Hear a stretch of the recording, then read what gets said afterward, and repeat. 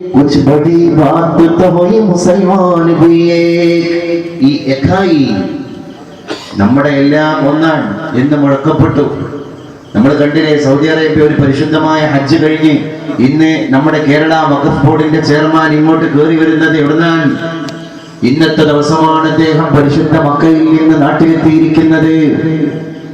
ഇന്ന് ഹജ്ജ് കഴിഞ്ഞു വരുന്ന ഒരു മഹാനായ മനുഷ്യൻ, അതും സാദാത്യങ്ങളുടെ കൂട്ടത്തിലെ പ്രമുഖനായ ഒരു മനുഷ്യൻ, പ്രമുഖനായ മനുഷ്യന്റെ പ്രമുഖനായ പുത്രൻ. ആ മനുഷ്യൻ ഹജ്ജ് കഴിഞ്ഞിട്ടാണ് നേരെ ഇങ്ങോട്ട് വരുന്നത്. രാജാവിന്റെ അതിഥിയായി, ക്ഷണിതാവായി, ഗസ്റ്റായിട്ട് അദ്ദേഹം പോയതാണ്. പ്രിയപ്പെട്ടവരെ, നമ്മൾ ചിന്തിക്കണം, മക്ക ഓരോ വർഷവും നൽകിക്കൊണ്ടിരിക്കുന്ന സന്ദേശത്തിന്റെ കൂട്ടത്തിന് വളരെ പ്രധാനപ്പെട്ട സന്ദേശമാണിത്. ഈ തിരിച്ചറിവ് ലോകത്തിന്റെ മുമ്പിൽ നഷ്ടപ്പെട്ടു. നമ്മുടെ പ്രധാനമന്ത്രി ഇന്ത്യ രാജ്യത്തിന്റെ മോഡേണൈസേഷന് വേണ്ടിയും സ്റ്റാൻഡേർഡൈസേഷന് വേണ്ടിയിട്ടും നടന്നുകൊണ്ടിരിക്കുകയാണ്. Digitalisation of India. അതുകൊണ്ട് സുക്കർബർഗിനെ കണ്ടു. അമേരിക്കയിൽ പോയിട്ട് ഫേസ്ബുക്കിന്റെ മേധാവി സുക്കർബർഗിനെ കണ്ടിട്ട് സെൽഫി എടുക്കുന്ന തിരക്കിലാണ്. രാജ്യത്തിന്റെ ഉന്നതനായ പ്രധാനമന്ത്രി നമ്മൾ ആലോചിക്കണം. ആ പ്രധാനമന്ത്രിയുടെ ജന്മനാട്ടിൽ നിന്ന് തന്നെയാണ്. ഇന്ന് ഒക്ടോബർ 2 ഗാന്ധി ജയന്തി ദിനമാണ്. ഈ ഒക്ടോബർ 2 തന്നെയാണ് ഗുജറാത്തിലെ കത്യാവാർ എന്ന് പറയുന്ന ഗ്രാമത്തിൽ, പോർബന്ദർ എന്ന് പറയുന്ന പ്രവിശ്യയിൽ കരംചന്ദിന്റെ മകനായി ജനിച്ചുപോയ മോഹൻദാസ് കരംചന്ദ് ഗാന്ധി, ആ ഗാന്ധിയുടെ അഹിംസയുടെ വരികൾ ഉദ്ധരിച്ചിട്ടാണ് പ്രധാനമന്ത്രി നരേന്ദ്രമോദി അമേരിക്കയിൽ സുക്കർബർഗിന്റെ ഓഫീസിൽ പ്രഭാഷണം നടത്തിയത്. ചരിത്രം അത് മറന്നിട്ടില്ല. പക്ഷേ മോദിജി പ്രഭാഷണം നടത്തിക്കൊണ്ടിരിക്കുമ്പോ അദ്ദേഹം ഭരിച്ചുകൊണ്ടിരിക്കുന്ന സ്വന്തം നാട്ടിലെ 2.5 കോടി മുസ്ലിങ്ങൾ തിങ്ങിപ്പാർക്കുന്ന UP, ഉത്തർപ്രദേശ്, ആ ഉത്തർപ്രദേശിന്റെ മടിത്തട്ടിൽ ബീഫ് വീട്ടിൽ എടുത്തു വെച്ചു എന്ന് ആരോപിക്കപ്പെട്ടിട്ട് കഴിഞ്ഞ 2 ദിവസം മുമ്പ് അഖ്ലാഖ് എന്ന് പറയുന്ന വന്യവയോധികനായ മനുഷ്യനെ ആയുധധാരികളായ ചില ആളുകൾ വന്ന് വീട്ടിൽ നിന്ന് ബലമായി പിടിച്ചിറക്കിയിട്ട് വീട്ടിന്റെ മുറ്റത്ത് തല്ലിക്കൊന്നു. സ്വന്തം മക്കളുടെയും പേരമക്കളുടെയും മുമ്പിലിട്ടിട്ട്, ഇല്ലേ? അഖ്ലാഖ് എന്ന് പറയുന്ന വന്യവയോധികനായ മനുഷ്യന്റെ 22 വയസ്സുള്ള ദാനിഷിനെയും ആക്രമിച്ചു അവർ. ഇന്നും പ്രിയപ്പെട്ട ദാനിഷ് അപകടനില തരണം ചെയ്തിട്ടില്ല, ഗുരുതരാവസ്ഥയിലാണ്. ദാനിഷിന്റെ കഥ ഞാൻ നിങ്ങളുടെ മുമ്പിൽ പറഞ്ഞുകൊണ്ടിരിക്കുമ്പോ 22-കാരനായ ദാനിഷിന്റെ പിതാവ് അഖ്ലാഖ് അതിന്റെ പേരിൽ അക്രമത്തിന്റെ വഴിയാടായി ഇന്ന് പള്ളിക്കാട്ടിൽ അന്ത്യവിശ്രമം കൊള്ളുകയാണ്. ആലോചിക്കണം, നമ്മൾ ഫോറൻസ് ഉദ്യോഗസ്ഥന്മാര് കടന്നു വരികയാണ്. കൊലപാതകം നടന്ന് 6 മണിക്കൂർ കഴിഞ്ഞിട്ടാണ് നിയമപാലകന്മാരായ പോലീസ് ഉദ്യോഗസ്ഥന്മാര് ആ വീട്ടിലേക്ക് കടന്നു പോകുന്നത്. അന്വേഷണം എവിടേക്കാണ് അവർ കൊണ്ടുപോയത്? അഖ്ലാഖിനെ കൊന്ന പ്രതികളെ പിടികൂടുന്നതിന് പകരം ആ വീട്ടിൽ സൂക്ഷിക്കപ്പെട്ടത് ബീഫാണോ മട്ടനാണോ എന്ന് പരിശോധിക്കാൻ ഫ്രീസർ തുറക്കുകയാണ്. റെഫ്രിജറേറ്ററിന്റെ ഫ്രീസർ തുറക്കുകയാണ്. അതിൽ നിന്ന് മാംസത്തിന്റെ കെട്ടെടുത്തിട്ട് ഫോറൻസിക് ലാബിലേക്ക് പോലീസ് ജീപ്പിൽ കൊണ്ടുപോകുകയാണ്. ഏത് വലിയ കാലത്തമാണിത്! ആലോചിക്കണം, നമ്മൾ ഒരു മനുഷ്യൻ ഭക്ഷിക്കുന്ന ഭക്ഷണം ഏതാണ് എന്ന് തീരുമാനിക്കാൻ അന്യൻ ഇടപെടുന്ന കാലഹരണപ്പെട്ട സംസ്കാരത്തിന്റെ 25 കൊല്ലം മുമ്പിലേക്ക് ഘടികാരത്തിന്റെ സൂചി തിരിച്ചുകൊണ്ടിരിക്കുന്ന അസംസ്കൃത യുഗത്തിലേക്ക് നമ്മൾ അധപ്പതിച്ചു കൊണ്ടിരിക്കുകയാണ്. ഫോറൻസിക് ലാബിൽ നിന്ന് പിറ്റേ ദിവസം റിസൾട്ട് വരുമ്പോ മട്ടൻ, ബീഫല്ല മട്ടൻ. അപ്പോഴാണ് പാവപ്പെട്ട മക്കൾ നെഞ്ഞത്തടിച്ചിട്ട് ചോദിച്ചത്, ബീഫ് ഉപയോഗിച്ചു എന്ന് പറഞ്ഞ് നിങ്ങൾ കൊന്ന ഞങ്ങളുടെ പിതാവിന് ബീഫല്ല മട്ടനാണ് എന്ന് ഡയഗ്നോസ് ചെയ്യപ്പെട്ടതിന്റെ ശേഷം നിങ്ങൾ അപഹരിച്ചു കൊണ്ടുപോയ ആ ജീവനെ തിരിച്ചു തരുമോ പിശാചുക്കളെ എന്ന് മക്കൾ ചോദിച്ചു. ആ ചോദ്യത്തിന്റെ മുമ്പിൽ ഇന്ത്യ രാജ്യത്തിന്റെ മോഡേണൈസേഷന് വേണ്ടിയും ഡിജിറ്റലൈസേഷന് വേണ്ടിയും നാഴികയ്ക്ക് 40 പ്രാവശ്യം ചർവണം ചെയ്തുകൊണ്ടിരിക്കുന്ന ഭാരതത്തിന്റെ പ്രധാനമന്ത്രിക്ക് മറുപടി പറയാൻ കഴിയോ? അവിടെയാണ് ചരിത്രത്തിന്റെ മുമ്പിലൂടെ തിരിച്ചറിവാണ് അനിവാര്യം. നിറഞ്ഞിരിക്കലും ദരിദ്രമീ രാജ്യം, നിറഞ്ഞിരിക്കലും വികൃതമെങ്കിലും ഇവിടെ സ്നേഹിപ്പാൻ, ഇവിടെ ആശിപ്പാൻ, ഇവിടെ ദുഃഖിപ്പാൻ കഴിവതേ സുഖം. എല്ലാവരെയും ഒരുപോലെ കണ്ട ഒരു ജീവിതത്തിന്റെ നാനാത്വത്തിലെ ഏകത്വം. ലക്ഷ്മിക്കുട്ടി അമ്മയുടെ വീട്ടിലുണ്ടാക്കിയ കഞ്ഞി കുമ്പളിൽ കൊടുക്കാൻ ആമിനത്താത്ത ലക്ഷ്മിക്കുട്ടി അമ്മയുടെ അടുക്കളയിലേക്ക് ഓടിപ്പോയത് ഈ കൊളത്തൂരുകാർക്ക് അത്ര പെട്ടെന്ന് മറക്കാൻ കഴിയൂല. പോക്കെടുക്കാന്റെ വീട്ടിൽ വന്നിട്ട് കഞ്ഞി കുടിക്കാൻ കോലൻ കടന്നു വന്നതും നമുക്ക് അങ്ങനെ മറന്നു പോകാൻ കഴിയൂല. ആ ഒരു കമ്മ്യൂണൽ ഹാർമണി ആരാണ് തകർത്തതെന്റെ പ്രിയപ്പെട്ടവരെ? അവിടെയാണ് മതവിദ്യാഭ്യാസത്തിന്റെ പൊരുൾ പഠിക്കുന്ന മതകലാലയത്തിലേക്ക് ഏർലി മോർണിംഗിൽ വളരെ പ്രഭാത സമയത്ത് നമ്മുടെ കുഞ്ഞു വന്നിട്ട് പഠിക്കുകയാണ്. ഖബർ പഠിക്കുന്നതിന്റെ കൂടെ, മീസാൻ പഠിക്കുന്നതിന്റെ കൂടെ, ഹിസാബ് പഠിക്കുന്നതിന്റെ കൂടെ, സിറാത്ത് പഠിക്കുന്നതിന്റെ കൂടെ രാജ്യസ്നേഹവും വിശ്വാസത്തിന്റെ ഭാഗതയും കുറിക്കലാണടാ. തൊപ്പിയിട്ട കുട്ടിയെ പഠിപ്പിച്ചെടുക്കാൻ കളവ് പറഞ്ഞാൽ അല്ലാഹു നരകത്തിലേക്ക് ഇടും എന്ന ഭാഷയുടെ അതേ കാഠിന്യത്തോടുകൂടെ പെറ്റമ്മയും പിറന്ന നാടും സ്വർഗത്തേക്കാൾ മഹത്തരം എന്ന് പറയുന്ന ആപ്തവാക്യത്തെ കുഞ്ഞിന്റെ ചുണ്ടിലേക്ക് കോറി കൊടുക്കാൻ ഈ തലപ്പാവ് ധരിച്ച മതപണ്ഡിതന്മാര് ആർജവം കാണിച്ചു. അതാണ് ഭാരതം. ആ ഭാരതത്തിന്റെ മടിത്തട്ടിലൂടെ നമ്മൾ നേടിയെടുത്ത ഒരു ആത്മാർത്ഥമായിരിക്കുന്ന ഒരു പൈതൃകമുണ്ട്. ആ പൈതൃകത്തെ ചരിത്രം ഇനിയും തിരിച്ചറിയണം. ആ പൈതൃകത്തെ ചരിത്രം തിരിച്ചറിയണം. അത് മഹാപൈതൃകമാണ്. സാരേ ജഹാ സേ അച്ഛാ ഹിന്ദു സിതാ ഹമാരാ. പാടിപ്പോയല്ലേ ആ ഇക്ബാൽ തന്നെ പറഞ്ഞു പോയി, മസ്ഹബ് നഹീ സിഖാതാ ആപസ് മേ ഖൈർ രഖനാ, ഹിന്ദി ഹൈ ഹം വതൻ ഹേ ഹിന്ദു സിതാ ഹമാരാ. ഇവിടെ ഒരുപാട് ആദർശങ്ങൾ, ഒരുപാട് സംസ്കൃതികൾ നമ്മളെല്ലാം കാണാൻ. ഇത്രയും വലിയ ഡിഫറെന്റ് കൾച്ചറുകളുള്ള ഒരു രാജ്യം ഏതാണ് എന്റെ പ്രിയപ്പെട്ടവരെ? നമ്മുടെ കുട്ടി വളരെ സ്വസ്ഥമായി സ്വച്ഛന്തമായി അവന്റെ കാര്യങ്ങൾ ചെയ്യാൻ.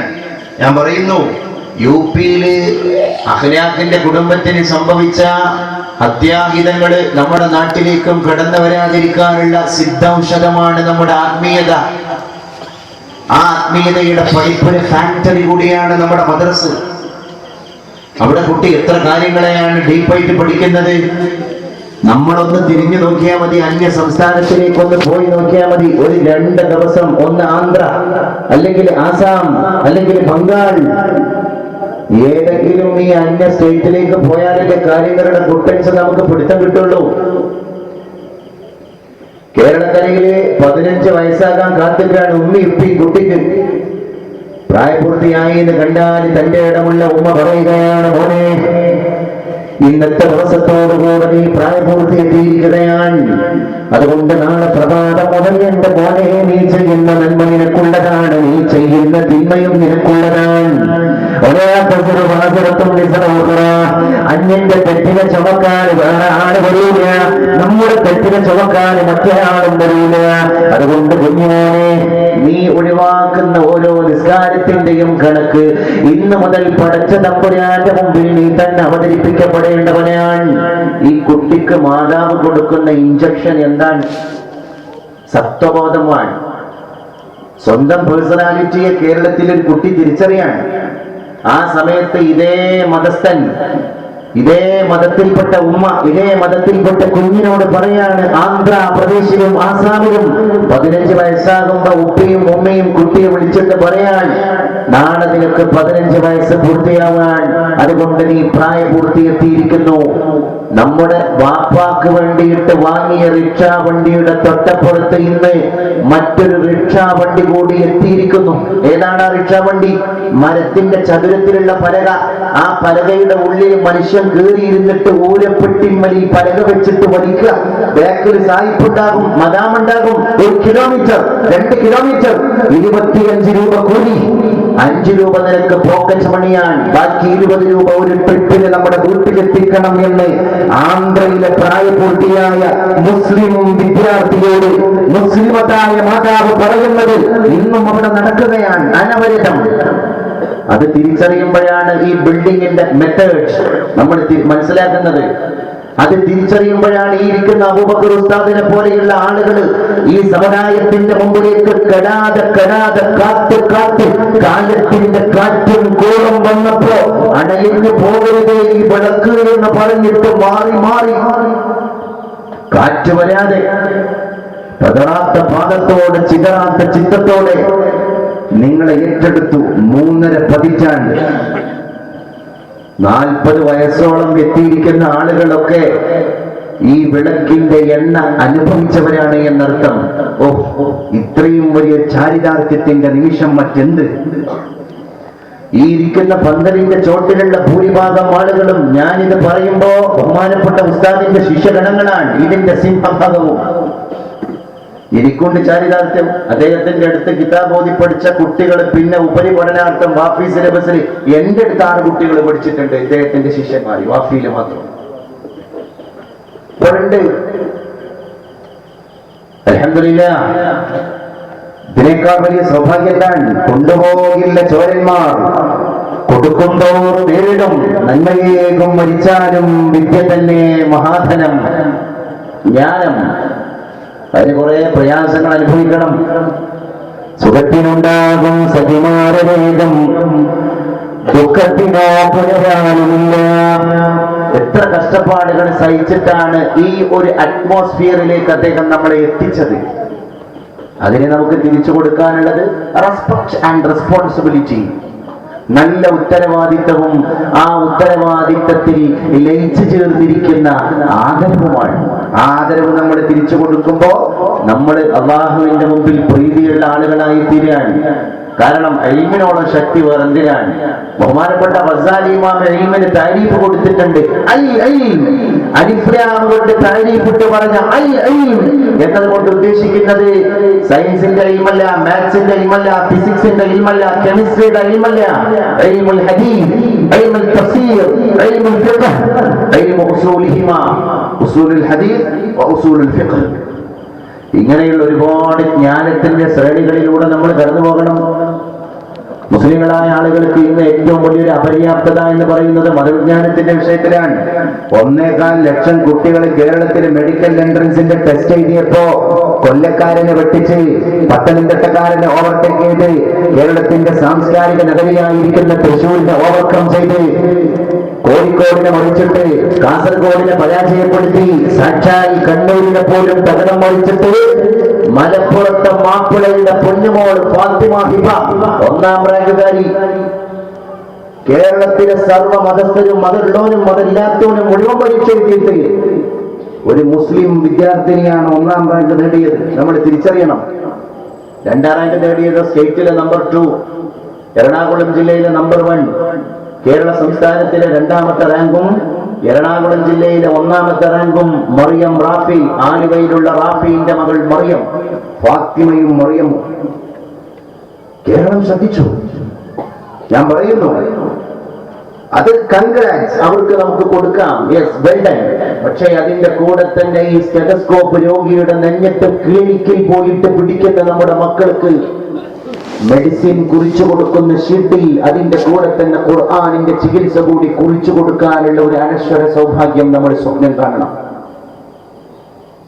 ആ ബോധത്തിലേക്കാണ് ഇനി നമ്മുടെ സമുദായം വരേണ്ടത്. നമ്മൾ ആരേക്ക് എന്തൊക്കെ വിഷയങ്ങൾ നമുക്ക് പഠിക്കാണ്ട് എപ്പോഴും ചിന്തിക്കുമ്പോൾ മനസ്സിലാകുന്ന ബോധ്യപ്പെടുന്ന ഒരു വിഷയമാണ് പടച്ച റബ്ബിന്റെ മുമ്പിൽ ചോദ്യം ചെയ്യലിൽ നിന്ന് ഹിസാബ്. എല്ലാ സ്റ്റേറ്റുകാരും തീർത്തു പോയാലും ഹിസാബ് തീരാത്തൊരു സ്റ്റേറ്റുകാരായിരിക്കും കേരളക്കാരെന്ന്. ആന്ധ്രക്കാരന് ധൈര്യത്തിൽ മറുപടി പറയാം. കാരണം അവന്റെ നാട്ടിലെ പഠിക്കാനുള്ള സംവിധാനമില്ല.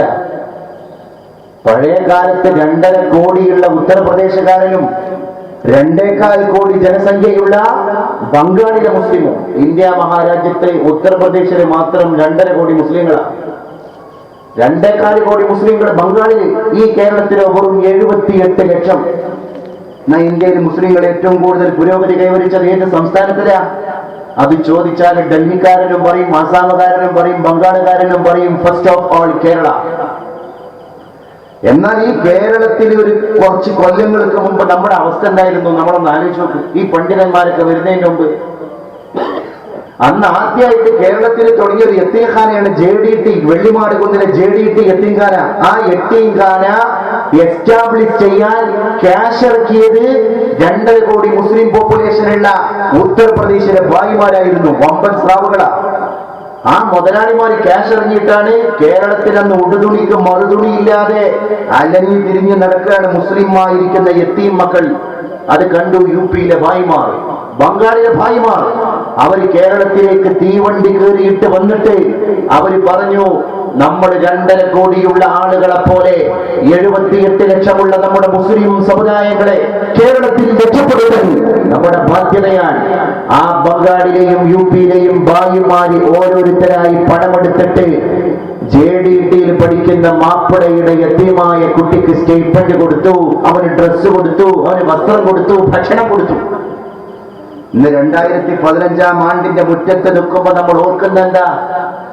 ആ 2.5 കോടിക്കാരന്റെ ഭായിമാരെ കൊണ്ട് അന്ന് കിതാബോധി പഠിച്ച നമ്മള്, അന്ന് വസ്ത്രം ധരിച്ച നമ്മള്, അന്ന് മാമുണ്ണിയ നമ്മള്, യു പിയിലെ മുസഫർ നഗറിൽ കലാപമുണ്ടായപ്പോ ഈ 78 ലക്ഷക്കാരന്റെ പ്രതിനിധിയാണ് ഇവിടുന്ന് പുറത്തായിട്ട് അങ്ങോട്ട് ട്രെയിൻ കയറിയത്, ഇവിടുന്ന് വീടുണ്ടാക്കാൻ അങ്ങോട്ട് പോയത്, ഇവിടെ നിന്ന് അവിടെ സ്ഥാപനം ഉണ്ടാക്കാൻ പോയത്. ഇന്ന് യു പിയിലെ ആളുകൾ വന്നിട്ട് വിനീതനായ എന്റെ സ്ഥാപനം ദാറുൽ ഇസ്ലാമിക് യൂണിവേഴ്സിറ്റിയുടെ അധികൃതരെ വന്ന് കണ്ടിട്ട് പറഞ്ഞു, 12 ഏക്കർ ഭൂമി സൗജന്യമായി നൽകാൻ ഞങ്ങൾ സന്നദ്ധരാൻ. ഈ സിലബസിൽ ഒരു സ്ഥാപനം ഞങ്ങളുടെ നാട്ടിൽ നിങ്ങൾ എസ്റ്റാബ്ലിഷ് ചെയ്ത് തരുമോ? ഇന്ന് കേരളക്കാരൻ എവിടെത്തി? നമ്മൾ ആലോചിക്കണം. അതിന്റെ മുഴുവൻ ക്രെഡിറ്റും കൊടുക്കേണ്ടത് ഈ ബാലപാഠം പഠിച്ച മദ്രസയിലെ അധ്യാപകർക്കാണ്, യാതൊരു സംശയമില്ല. നമ്മുടെ യൂണിവേഴ്സിറ്റിയിൽ പോണെങ്കിൽ 1ാം ക്ലാസ് കഴിയണം. യൂണിവേഴ്സിറ്റിയിൽ ലെക്ചറിംഗ് ആണ്, ഒന്നുമില്ല, നേരെ വന്നിട്ട് ലെക്ചറിംഗ് ആണ്. അതിന്റെ പോയിന്റ്സ് മാത്രം കുട്ടികൾക്ക് കൊടുക്കുക, ജസ്റ്റ് ഇൻഡിക്കേഷൻ. കുട്ടികളോട് പറയും, ഇന്നാലിന്റെ ലൈബ്രറിയിൽ പോയി കഴിഞ്ഞാൽ നിങ്ങൾക്ക് ഇന്നാലിന്റെ പുസ്തകങ്ങളൊക്കെ റെഫർ ചെയ്യാൻ കഴിയും, പുസ്തകത്തിന്റെ പേര് പറഞ്ഞെടുത്തു, ക്ലാസ് കഴിഞ്ഞു. അത് UGC സ്കെയിലാ ശമ്പളം. ഇവിടെ തൊണ്ട പൊട്ടി, തൊണ്ട വരണ്ട്, വളരെ കഷ്ടപ്പെട്ട് ഒരധ്യാപകൻ 4 കെട്ടിന്റെ ഉള്ളിൽ നിന്ന് മദ്രസയിൽ നിന്ന് എടുത്തു കൊടുക്കുന്ന ക്ലാസിന്റെ ശക്തി നാളെ മീസാൻ എന്ന തുലാസിൽ നമുക്ക് ഫീൽ ചെയ്യാനിരിക്കുന്നേ ഉള്ളൂ. 4ാം ക്ലാസ്സിൽ പഠിച്ചത് 40ാം വയസ്സിൽ ഉപകാരപ്പെടും. ആ നമ്മുടെ റബ്ബിന്റെ ചോദ്യത്തിൽ നിന്ന് എങ്ങനെ രക്ഷപ്പെടും? ഞാൻ ചോദിക്കാൻ ആഗ്രഹിക്കുന്ന അതാണ്. മുന്നിക്ക് തിരിഞ്ഞാൽ പള്ളി, ബാക്കിൽ അറബി കോളേജ്, സൈഡിൽ ദർസ്, ഇപ്പുറത്താണെങ്കിലോ മദ്രസ്. ഇങ്ങനെ ഇതിന്റെ എല്ലാത്തിന്റെ ഇടയിൽ ഇട്ടിട്ട് ഇങ്ങനെ കറങ്ങുന്ന ഒരു വിഭാഗം നമ്മളിൽ എത്ര പേർക്ക് മര്യാദയ്ക്ക് ജനാപത്തെ കുളി വിളിക്കാൻ കഴിയും? ഫോർ എക്സാമ്പിൾ, ഒരു മനുഷ്യന്റെ പേഴ്സണലായിരിക്കുന്ന മാറ്റേഴ്സ് ആണ് ഇതൊക്കെ. പക്ഷേ അതിനൊക്കെ മതവുമായി ബന്ധപ്പെടുത്തേണ്ടത് നമ്മുടെ ധർമ്മമല്ലേ? നമ്മൾ വെള്ളം കുടിക്കുകയാണെങ്കിൽ മറ്റു മതസ്ഥം വെള്ളം കുടിക്കുന്ന പോലെ വെള്ളം കുടിക്കാനാണോ നമ്മുടെ മതത്തിന്റെ നീതി? അല്ല. ഒരു ഗ്ലാസ് വെള്ളം കുടിക്കുമ്പോ 6 അച്ചടക്കം പഠിപ്പിച്ചു. അതാണ് ഇസ്ലാമും മുസ്ലിമും തമ്മിലുള്ള ഒരു കണക്ഷൻ. നിൽക്കുന്നവരാണെങ്കിൽ ഇരിക്കണം, ഇടത് കൈയിലാണെങ്കിൽ വലത് കൈയിലേക്ക് ഗ്ലാസ് കുടിക്കണം. നമ്പർ 2 ബിസ്മി ചൊല്ലണം. നമ്പർ 3 ഒട്ടകം കുടിക്കും പോലെ പേന്തി കുടിക്കരുത്, ചുരുങ്ങിയത് 3 മുറുക്കായിട്ടെങ്കിലും വെള്ളം കുടിക്കണം. നമ്പർ 4 കുടിക്കുന്ന പാത്രത്തിലേക്ക് നിങ്ങൾ ശ്വാസോച്ഛ്വാസം നടത്തരുത്. നമ്പർ 5 ആ ഗ്ലാസ് വെള്ളം അവിടെ വെച്ചിട്ട് അൽഹംദുലില്ലാഹ് എന്ന് ചുരുങ്ങിയത് പറയണം. നമ്പർ 6 ഒരു ഗ്ലാസ് പച്ചവെള്ളം കെട്ടി തൊണ്ടേക്ക് ഇറങ്ങിയപ്പോഴേക്ക് 6 പുണ്യം മീസാൻ എന്ന തുലാസിലേക്ക് എഴുതി കൊടുത്ത മനുഷ്യനാണ് മുഅ്മിൻ. അത് എവിടുന്ന് കിട്ടി? അത് ഏതെങ്കിലും ഡെഫിനിഷൻ കിട്ടിയതല്ല. അത് A+B² എന്ന് കണക്കൂട്ടിയപ്പം കിട്ടിയതല്ല. അത് ആർജിച്ചെടുത്തതാണ്. അങ്ങനെ ആർജിച്ചെടുക്കാനുള്ള ജ്ഞാനത്തിന്റെ സോഴ്സ് ഇവിടെ ഉണ്ട്. കിതാബിൽ കാണാൻ തനഹ്നഹു സുന്നത്താണ്. പഴയ കാരണന്മാരൊക്കെ നമ്മുടെ പള്ളിയിൽ മൂത്രയിക്കാൻ വേണ്ടി പോകുന്ന സമയത്ത് മൂത്രപ്പുരയിൽ ഇരുന്നിട്ട് ഒന്ന് മൊരടനക്കും, ഒന്ന് തൊണ്ടനക്കും എന്ന് പറഞ്ഞിട്ട് അപ്പൊ കുട്ടികളെ കളിയാക്കും എന്ന് പറയുന്ന ആ ശബ്ദം പോലും ഒരു ഇബാദത്താണ് എന്ന് ആ കാരണവർ മനസ്സിലാക്കി. അത് താവഴിയായിട്ട് പോകുന്ന വിജ്ഞാനം ഉണ്ടാവണം. കിതാബിൽ കാണാൻ തനഹ്നഹ, ആ അറബി വാക്കിന്റെ അർത്ഥം തന്നെ അതാ, തനഹ്നഹ, ശബ്ദം വിട്ടു. അപ്പോ അത് സുന്നത്താണ്. മൂത്രയിക്കാൻ ഇരുന്ന് മനോഹരം ചെയ്യുന്നതിന്റെ മുമ്പായിട്ട് തനഹ്നഹ്, ശബ്ദം എന്ന് പറയുന്ന ഈ ശബ്ദം ഇവിടുന്ന് പ്രൊവൈഡ് ചെയ്യപ്പെടുമ്പോ ബ്രീത്തിങ്, ആ ശബ്ദത്തിന്റെ മർദ്ദം നമ്മുടെ സ്റ്റൊമക്കിന്റെ താഴ്ഭാഗത്തിലൂടെ പോയിട്ട് ലിംഗാഗ്രത്തിൽ ഇനി ഏതെങ്കിലും മൂത്രത്തിന്റെ ശാഖ 1 2 തുള്ളി അള്ളിപ്പിടിച്ച് നിൽക്കുന്നുണ്ടെങ്കിൽ അതുകൂടി പുറത്തു പോയതിന്റെ ശേഷം മനോഹരം ചെയ്യാൻ നമുക്ക് സാധിക്കും. രണ്ട് പരിശുദ്ധ റസൂൽ സല്ലല്ലാഹു അലൈഹി വസല്ലം തങ്ങൾ സഹാബത്തിനെയും കൂട്ടി നടന്നു പോകുന്നതിന്റെ ഇടയിലാണ് രണ്ട് കബറുകൾക്കിടയിൽ പരിശുദ്ധ നബി എണീറ്റ് നിൽക്കുകയാണ്. എന്നിട്ട് പറഞ്ഞ് ഇന്നഹമായ മദ്ദബാൻ, ഈ രണ്ട് കബറിലും ഇപ്പൊ ശിക്ഷ നടന്നുകൊണ്ടിരിക്കുകയാണ്. സഹാബ ചോദിച്ചു, ഫീമയാ റസൂലല്ലാഹ്, ഏത് വിഷയത്തിലാണ് നബിയെ അദാബ് ഇറങ്ങിക്കൊണ്ടിരിക്കുന്നത്? അല്ലാഹുവിന്റെ റസൂൽ പറഞ്ഞു, അമ്മൽ അവ്വൽ, ഒന്നാമത്തെ കബറിൽ കിടക്കുന്ന മനുഷ്യന്റെ പ്രശ്നം എന്താണെന്ന് നിങ്ങൾക്കറിയുമോ സഹാബ? വകാന ലാ യസ്തതിറു മിൻ ബൗലിഹി, ആ ആള് മൂത്രയിക്കാൻ പോയി, മൂത്രമൊഴിച്ച് കഴിഞ്ഞ് മനോഹരം നിർവഹിച്ച് പിന്നെ എണീറ്റ് പള്ളിയിലേക്ക് പോകുന്നതിന്റെ ഇടയിൽ ഒന്നോ രണ്ടോ തുള്ളി ലിംഗാഗ്രത്തിൽ നിന്ന് വസ്ത്രത്തിലേക്കോ ശരീരത്തിലേക്കോ ഉറ്റി ആ നജസ് ചുമന്നിട്ട് വുളു എടുത്തു, ആ നജസ് വന്നിട്ട് പള്ളി കയറി, ആ നജസോടുകൂടെ നിസ്കരിച്ചു, മുഴുവൻ ഫസാദായി. ഇപ്പൊ ഈ ഖബറിൽ ശിക്ഷ നടക്കാൻ കാരണം ഇതിന്റെ കുറവാണ്. നമുക്ക് സില്ലി മെട്രാൻ ആ ഹദീസിൽ തന്നെ കാണാം, ഇന്നഹു ലൈസ ബികബീർ. സഹാബികളെ, അക്കോർഡിംഗ് ടു ദാറ്റ് പേഴ്സൺ, ആ മരിച്ചു കിടക്കുന്ന മനുഷ്യനിലേക്ക് ചേർത്ത് നോക്കിയപ്പോൾ അദ്ദേഹം ചെയ്തിരുന്ന പ്രശ്നമേ ആയിരുന്നില്ല. അദ്ദേഹത്തിലേക്ക് ചേർത്ത് നോക്കിയപ്പോൾ അദ്ദേഹം മനസ്സിലാക്കി അതൊരു ചെറിയ പ്രശ്നമല്ലേ, ഒരു സില്ലി മേറ്ററല്ലേ. പടച്ച തമ്പുരാന്റെ മുമ്പിൽ അത് ഗുരുതര പ്രത്യാഘാതമുണ്ടാക്കുന്ന പ്രശ്നമായി. അള്ളാഹു അത് സീരിയസ് മാറ്ററായിട്ട് ഏറ്റെടുത്തതാ. ബല ഇന്നഹു കബീർ ഫകാന ലാ യസ്തതിറു മിൻ ബൗലിഹി. ഇത് ഏതെങ്കിലും യൂണിവേഴ്സിറ്റിയിൽ പോയിട്ട് നമ്മുടെ കുട്ടി ആർജിച്ചെടുക്കേണ്ടതല്ല. അതാ ഞാൻ പറഞ്ഞു കൊണ്ടുവരുന്നത്. ഏത് മേഖലയിലേക്ക് നമ്മളെ കുട്ടികളെ വിടുകയാണെങ്കിലും ഒരു മതകീയമായ ബേസ് കുട്ടികളെ കൊടുക്കാതെ നിങ്ങൾ ഒരു ഹയർ സ്റ്റഡിയും നമ്മളെ കുട്ടികൾക്ക് കൊടുക്കരുത്. ആണും പെണ്ണൊക്കെ ഹയർ സ്റ്റഡി പഠിച്ചോട്ടെ, പക്ഷെ മതത്തിന്റെ ബേസ് ഇല്ലാതെ ഹയർ സ്റ്റഡിക്ക് പോയാൽ ഇപ്പോഴേക്കും വിനീതനാ. ഞാൻ ഇപ്പോഴും ഓർത്തുപോകാൻ, 1.5 കൊല്ലം മുമ്പ് കൊയിലാണ്ടിക്കടുത്തുള്ള പന്തിരിക്കര എന്ന് പറയുന്ന സ്ഥലത്ത്, പേരാമ്പ്രക്കടുത്തുള്ള പന്തിരിക്കര എന്ന് പറയുന്ന സ്ഥലത്ത് പ്രഭാഷണത്തിന് വേണ്ടി കടന്നുപോയത്. വേദിയിലേക്ക് അങ്ങനെ വരുമ്പോഴാണ് ഒരു മധ്യവയസ്കനായ ഒരു മനുഷ്യൻ, ചുറുചുറുക്കുള്ള മനുഷ്യൻ, അദ്ദേഹം കൈ പിടിച്ചിട്ട് കരയുകയാണ്. എന്നിട്ട് പറഞ്ഞു പോയി, ഞാനൊരു വലിയ വിഷമത്തിലാണ്, ദുആ ചെയ്യണം എന്ന് ഞാൻ ചോദിച്ചു പോയി. വേദിയിൽ കയറുന്നതിന്റെ മുമ്പ് തന്നെ ആ മനുഷ്യനോട് എന്താണ് നിങ്ങളുടെ പ്രശ്നം എന്ന് അദ്ദേഹം പറഞ്ഞു പോയി. നിങ്ങളും വാട്സപ്പിലും ഫേസ്ബുക്കിലും കണ്ടിട്ടുണ്ടാകും എന്റെ മോളെപ്പറ്റി. ഗൗതമിന്റെ കൂടെ ഒളിച്ചോടിപ്പോയ അൻഷിതയുടെ പിതാവാണ് ഞാൻ. 20 ലക്ഷം റുപ്യ മെഡിക്കൽ എൻട്രൻസിന് പാസ്സായി BDS പഠിക്കാൻ വേണ്ടിയിട്ട് കോയമ്പത്തൂരിലെ മെഡിക്കൽ കോളേജിൽ 20 ലക്ഷം രൂപ ലോൺ എടുത്തിട്ട് ഞാൻ എന്റെ മോൾക്ക് വേണ്ടി കെട്ടിവെച്ചു. എന്തിന്?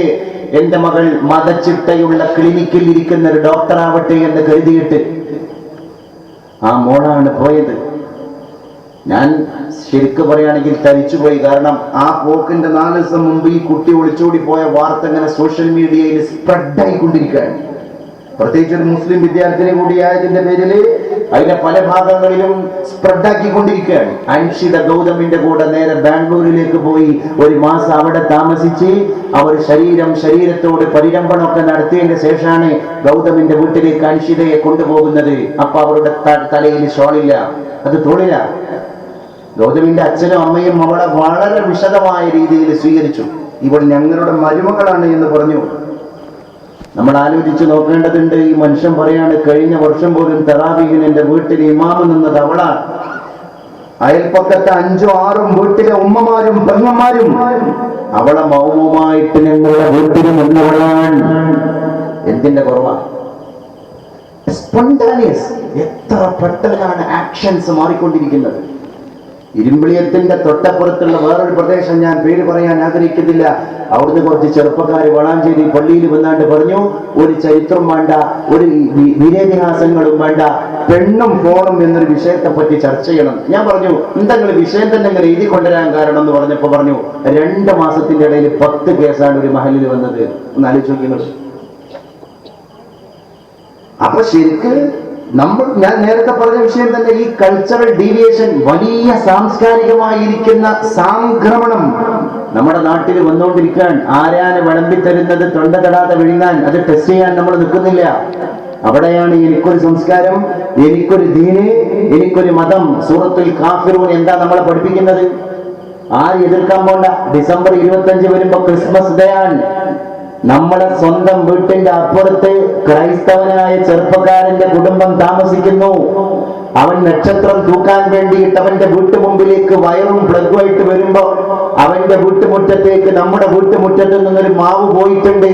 അവന്റെ നക്ഷത്രത്തിന്റെ വിളക്കിന്റെ വെളിച്ചം പുറത്തേക്ക് പോകാൻ നമ്മുടെ മാവ് തടസ്സമാണ് എങ്കിൽ ആ മാവിന്റെ കൊമ്പ് നമ്മൾ വെട്ടിക്കൊടുത്തിട്ട് അവനെ സഹായിക്കണം തീർച്ചയാണ് എന്ന് കരുതി സെക്യുലറിസം പറഞ്ഞിട്ട് അതുപോലെയുള്ള ഒരു നക്ഷത്രം നമ്മളെ വീട്ടിൽ കൊണ്ടുവന്ന് തൂക്കാൻ പറ്റുമോ? ഇല്ല. അവന് അവന്റെ മതത്തിന്റെ ആചാരങ്ങൾ ചെയ്യാനുള്ള സകലമായ സൗകര്യങ്ങൾ ഒരുക്കി കൊടുക്കണം. അബസീനിയയിൽ നിന്ന് വന്ന സംഘത്തിന് തവാഫ് ചെയ്യുന്ന ഒരു സമൂഹത്തെ താഴ്വാലയത്തോട് ഒന്നുകൂടി അടുപ്പിച്ചിട്ട് മതാഫിൽ പലസ്തീനിന്റെ ഭാഗത്തേക്ക് തിരിഞ്ഞിട്ട് പ്രാർത്ഥിക്കാൻ അന്നത്തെ ക്രിസ്ത്യാനികൾക്ക് സ്വാതന്ത്ര്യം കൊടുത്തൊരു മനുഷ്യനാണ് ഇസ്ലാമിക റിപ്പബ്ലിക്കിന്റെ രണ്ടാമത്തെ ഖലീഫ സയ്യിദുന ഉമറുൽ ഫാറൂഖ് ഇബ്നുൽ ഖത്താബ് റളിയല്ലാഹു അൻഹു. ഇത് ചരിത്രം കണ്ടതാണ്. മുറദിയല്ലാഹു അൻഹു അംഗീകരിച്ചു കൊടുക്കാൻ അവിടെ തവാഫ് ചെയ്യുന്ന ഏതെങ്കിലും മുസ്ലിങ്ങളോട് പറഞ്ഞോ, നിങ്ങള് മതേതരത്വത്തിന്റെ ഭാഗമായിട്ട് ഇവരുടെ കൂടെ കുറച്ചാളെങ്കിലും കൂടിയിട്ട് സഹകരിച്ചു കൊടുക്കുകയെന്ന് പറഞ്ഞോ? ഇല്ല. ആ വന്ന ക്രിസ്ത്യാനികളോട് പറഞ്ഞോ, ഇവിടെ തവാഫ് ചെയ്തുകൊണ്ടിരിക്കുന്ന മുസ്ലിങ്ങളുടെ കൂടെ തവാഫ് ചെയ്യാൻ നിങ്ങളും ബാധ്യസ്ഥരാണ് അബസീനിയയിലെ ക്രൈസ്തവരെ എന്ന് പറയാനും ഹസ്രത്ത് ഉമറുൽ ഫാറൂഖ് റളിയല്ലാഹു അൻഹു സന്നദ്ധനായിട്ടില്ല. അതാണ് ഖുൽ യാ അയ്യുഹൽ കാഫിറൂൻ ലാ അഅ്ബുദു മാ തഅ്ബുദൂൻ ലാ അഅ്ബുദു ഞാൻ ഒരിക്കലും ആരാധിക്കുന്നതല്ല മാ തഅ്ബുദൂൻ നിങ്ങളെ തൊന്നിനെയാണോ ആരാധിക്കുന്നത് അതിനെ വലാ അൻതും നിങ്ങളല്ല തഅ്ബുദൂന മാ അഅ്ബുദു ഞാൻ ആരാധിക്കുന്ന ഒന്നിനെ നിങ്ങളും ആരാധിക്കുന്നതല്ല. അതിന്റെ അവസാനം പറയുകയാണ് ലക്കും ദീനുക്കും നിങ്ങൾക്ക് നിങ്ങളുടെ മതം വലിയ എനിക്ക് ദീൻ എന്റെ മതം. പ്രശ്നം കഴിഞ്ഞു. രാമനും കൃഷ്ണനും എല്ലാ ആളുകളും ജോസും ജോസഫും ഒക്കെ നമ്മുടെ സുഹൃത്തുക്കളാണ്. പക്ഷേ ആ സുഹൃത്തുക്കളുടെ കൂടെ തന്നെ ഇരിക്കുന്നതിന്റെ ഇടയിൽ ഹയ്യ അലൽ സ്വലാ എന്ന് പറയുമ്പോ ലക്ഷ്മണ, ഗിരീഷ്, ജോസ് എന്റെ പ്രാർത്ഥനയുടെ സമയമായി എന്ന് പറയാനുള്ള ഒരു മെന്റൽ എബിലിറ്റി നമ്മൾ പ്രകടിപ്പിക്കണം. കാടാമ്പുഴയിലെ ഉബൈദ് എന്ന് പറയുന്ന ഒരു ചെറുപ്പക്കാരൻ 23 വയസ്സേ ഉള്ളൂ. കഴിഞ്ഞ റമദാന് വിനീതനായ എന്റെ പള്ളിയിൽ വന്നിട്ട് അദ്ദേഹം പറഞ്ഞു, ഞാൻ മുസ്ലിമായവനാണ്. ശ്രീജേഷ് എന്ന് ഉബൈദാണ്. ചോദിച്ചു കാരണം. അദ്ദേഹം പറഞ്ഞു, എന്റെ കൂടെ കൂലിപ്പണിക്ക് പോരുന്ന മുസ്ലിം ചെറുപ്പക്കാരാണ് ഞാൻ മതം മാറാനുള്ള കാരണം. എന്തേ അവരെ ഭീഷണിപ്പെടുത്തിയെന്ന് ചോദിച്ചു. ഇല്ല. പക്ഷെ ആ ചെറുപ്പക്കാര് നല്ല ബോധമുള്ള ആളുകള് ളുഹറിന്റെ സമയാണ്ട് കഴിഞ്ഞാൽ തേപ്പും പടമൊക്കെ നിർത്തി വെച്ചിട്ട് ഭക്ഷണത്തിന്റെ മുമ്പ് കൈ കഴുകിയിട്ട് നിസ്കരിക്കാൻ പോവുക. അവര് നേരെ വരുമ്പോ സലാം പറയാ, സലാം മടക്കുക, മാഷാ അല്ലാഹ് തബാറക്കല്ലാഹ്. ഈ സ്റ്റേറ്റ്മെന്റുകളൊക്കെ ഞാൻ ഇങ്ങനെ ഓരോന്ന് എന്റെ കൈബിലിട്ടിട്ട് ഇങ്ങനെ മനനം ചെയ്തപ്പോ ഇവരും ഇവരുടെ മതവും തമ്മിൽ എന്തോ ഒരു ഇന്റർ കണക്ഷൻ ഉണ്ട് എന്ന് എനിക്ക് ബോധ്യപ്പെടുകയാണ്. അന്വേഷിച്ച് നോക്കിയപ്പോ ഒക്കെ കൂലിപ്പണിക്കാരാ. തേപ്പിലും പടവിലും പോകുന്ന ചെറുപ്പക്കാരെ കണ്ടിട്ട് ഒരു 22കാരൻ ഈ ഇസ്ലാമിന്റെ മതത്തിലേക്ക് വന്നിട്ടുണ്ടെങ്കിൽ അവനോട് വീണ്ടും ചോദിച്ചു, അവര് നിന്നെ ഭീഷണിപ്പെടുത്തിയോ? ഇല്ല, അവരുടെ ആക്ടിവിറ്റീസ് എന്നെ ആകർഷിച്ചു എന്ന് ഉബൈദ് പറയാണ്. ഇപ്പൊ ഉബൈദായി വന്ന ഈ മനുഷ്യൻ പറയാ. നമ്മൾ ആലോചിച്ച് നോക്കണം. അപ്പൊ ഞാൻ പറയുന്നു, 2-3 മണിക്കൂർ ദഅവത്ത് നടത്തുന്നതിനേക്കാൾ വലിയ പുണ്യാണ് ഈ കൂലിപ്പണിക്കാർ ചെയ്തിരിക്കുന്നത്. ഇപ്പൊ അൽഹംദുലില്ലാഹ് ഈ സോഷ്യൽ മീഡിയന്റെ ഒക്കെ അതിപ്രസരം വന്നതിന് ശേഷം കുറെ മതകീയ പ്രയോഗങ്ങൾ നമ്മുടെ ചെറുപ്പക്കാർക്ക് വന്നിട്ടുണ്ട്. അതിനെ ശ്ലാഘിക്കണം നമ്മള്. ഉദാഹരണത്തിന് ഈ മാഷാ അല്ലാഹ് തബാറക്കല്ലേക്ക് 5 കൊല്ലം മുമ്പ് ഒരു പ്രവാസി മാത്രം പറയണ സംഭവിക്കല്ലോ. നമ്മുടെ നാട്ടിൽ ആരെങ്കിലും അത് പറയാൻ നിന്ന് കഴിഞ്ഞാൽ ഒരു പുതുമയോട് കൂടെ പോലെ നോക്കുന്നതിനെ അത്തരം കൺസെപ്റ്റുകളിലൊക്കെ വലിയൊരു മാറ്റം സോഷ്യൽ മീഡിയ കൂടെ ഉണ്ടായിട്ടുണ്ട്. അതേപോലെ വാഴന്റെ ക്ലിപ്പ് അയച്ചു കൊടുക്കുക. എറണാകുളത്ത് നിന്ന് ഒരു സോഫ്റ്റ്വെയർ എഞ്ചിനീയർ ചോദിച്ചാണ്, കൈയിന്റെ നഖത്തിന്റെ അറ്റത്ത് മെഴുക് കട്ട പിടിച്ച് കിടക്കുന്നുണ്ടെങ്കിൽ ജനാപത്ത് കുളി ശരിയാവില്ലല്ലോ, അപ്പൊ നമുക്ക് പള്ളി കയറാൻ പറ്റൂലല്ലോ, അപ്പൊ മുസാഫ് തൊടാൻ പറ്റൂലല്ലോ. എങ്ങനെ ആ 21 വയസ്സുകാരനായിരിക്കുന്ന സോഫ്റ്റ്വെയർ എഞ്ചിനീയറിംഗ് വിദ്യാർത്ഥിക്ക് ഈ ഒരു ചിന്ത ഉത്ഭവിച്ചു? അപ്പൊ കുറെ ആൺമാരിലേക്ക് മനാസികകളിലേക്ക് കടന്നു വരാനുള്ള ഒരു ട്രെൻഡ് നമ്മുടെ യുവാക്കൾ പ്രകടിപ്പിച്ചുകൊണ്ടിരിക്കുന്നുണ്ട്. അത് ഇൻസ്പിറേറ്റ് ചെയ്യണം. നമ്മുടെ കാരണവന്മാർ അത് ഇൻസ്പിറേറ്റ് ചെയ്യണം. അവർക്കിടയിൽ നല്ല ചർച്ച ഇപ്പൊ നടന്നുകൊണ്ടിരിക്കും. ഇപ്പൊ സത്യം പറയാം, ഈ സംശയങ്ങളൊക്കെ ചെറുപ്പക്കാര ഭാഗത്ത് നിന്നുള്ള സംശയങ്ങളൊക്കെ നല്ല കഴമ്പുള്ള സംശയങ്ങളാണ്. പെട്രോൾ പമ്പിൽ പെട്രോളിങ്ങിന് ജോലിക്ക് വേണ്ടിയിട്ട് പെട്രോൾ വണ്ടിക്ക് അടിച്ചു കൊടുക്കുന്ന ജോലിയിൽ ഏർപ്പെട്ട ചെറുപ്പക്കാരനായ ഒരു മനുഷ്യൻ ചോദിക്കാൻ, രാവിലെ തുടങ്ങുന്ന പണിയാണ് രാത്രി പണി അവസാനിക്കുള്ളൂ. അതിന്റെ ഇടയിൽ ഓരോ വണ്ടിക്കും പെട്രോൾ അടിച്ചു കൊടുക്കുന്നതിന്റെ ഇടയിൽ അങ്ങോട്ട് വെക്കുമ്പോഴും ഇങ്ങോട്ട് എടുക്കുമ്പോഴും 5ഉം 8ഉം തുള്ളി നിരത്തെ കുറ്റും. ഈ മുട്ടിത്തീർന്ന തുള്ളികളെല്ലാം ചിലപ്പോൾ ലിറ്ററിന്റെ അടുത്തുണ്ടാകും. രാത്രിയാകുമ്പോഴേക്ക് അത് ഞാനോടാണ് ഞാൻ സമാധാനം പറയേണ്ടത് എന്ന് മലപ്പുറം ജില്ലയിലെ ഒരു ചെറുപ്പക്കാരൻ ചോദിച്ചതായി ഒരു മതപണ്ഡിതൻ എന്നോട് ഷെയർ ചെയ്തത് ഞാൻ ഇപ്പോഴും ഓർത്തു പോവുകയാണ്. അങ്ങനെ റബ്ബിനെ പ്രേരിക്കുന്ന എത്രയെത്ര ചെറുപ്പക്കാർ എല്ലാവരും ഉറങ്ങാൻ പോകുന്ന സമയത്ത് സഹധർമ്മിണിയായ പായ് പോലും അറിയാതെ ഉറക്കിൽ നിന്ന് എണീറ്റിരുന്നിട്ട് പടച്ചറപ്പിന്റെ മുമ്പിൽ സുജൂദ് കൊണ്ട് നെറ്റിത്തടങ്ങൾ അലങ്കരിച്ചു കൊണ്ടിരിക്കുന്ന ചെറുപ്പക്കാർ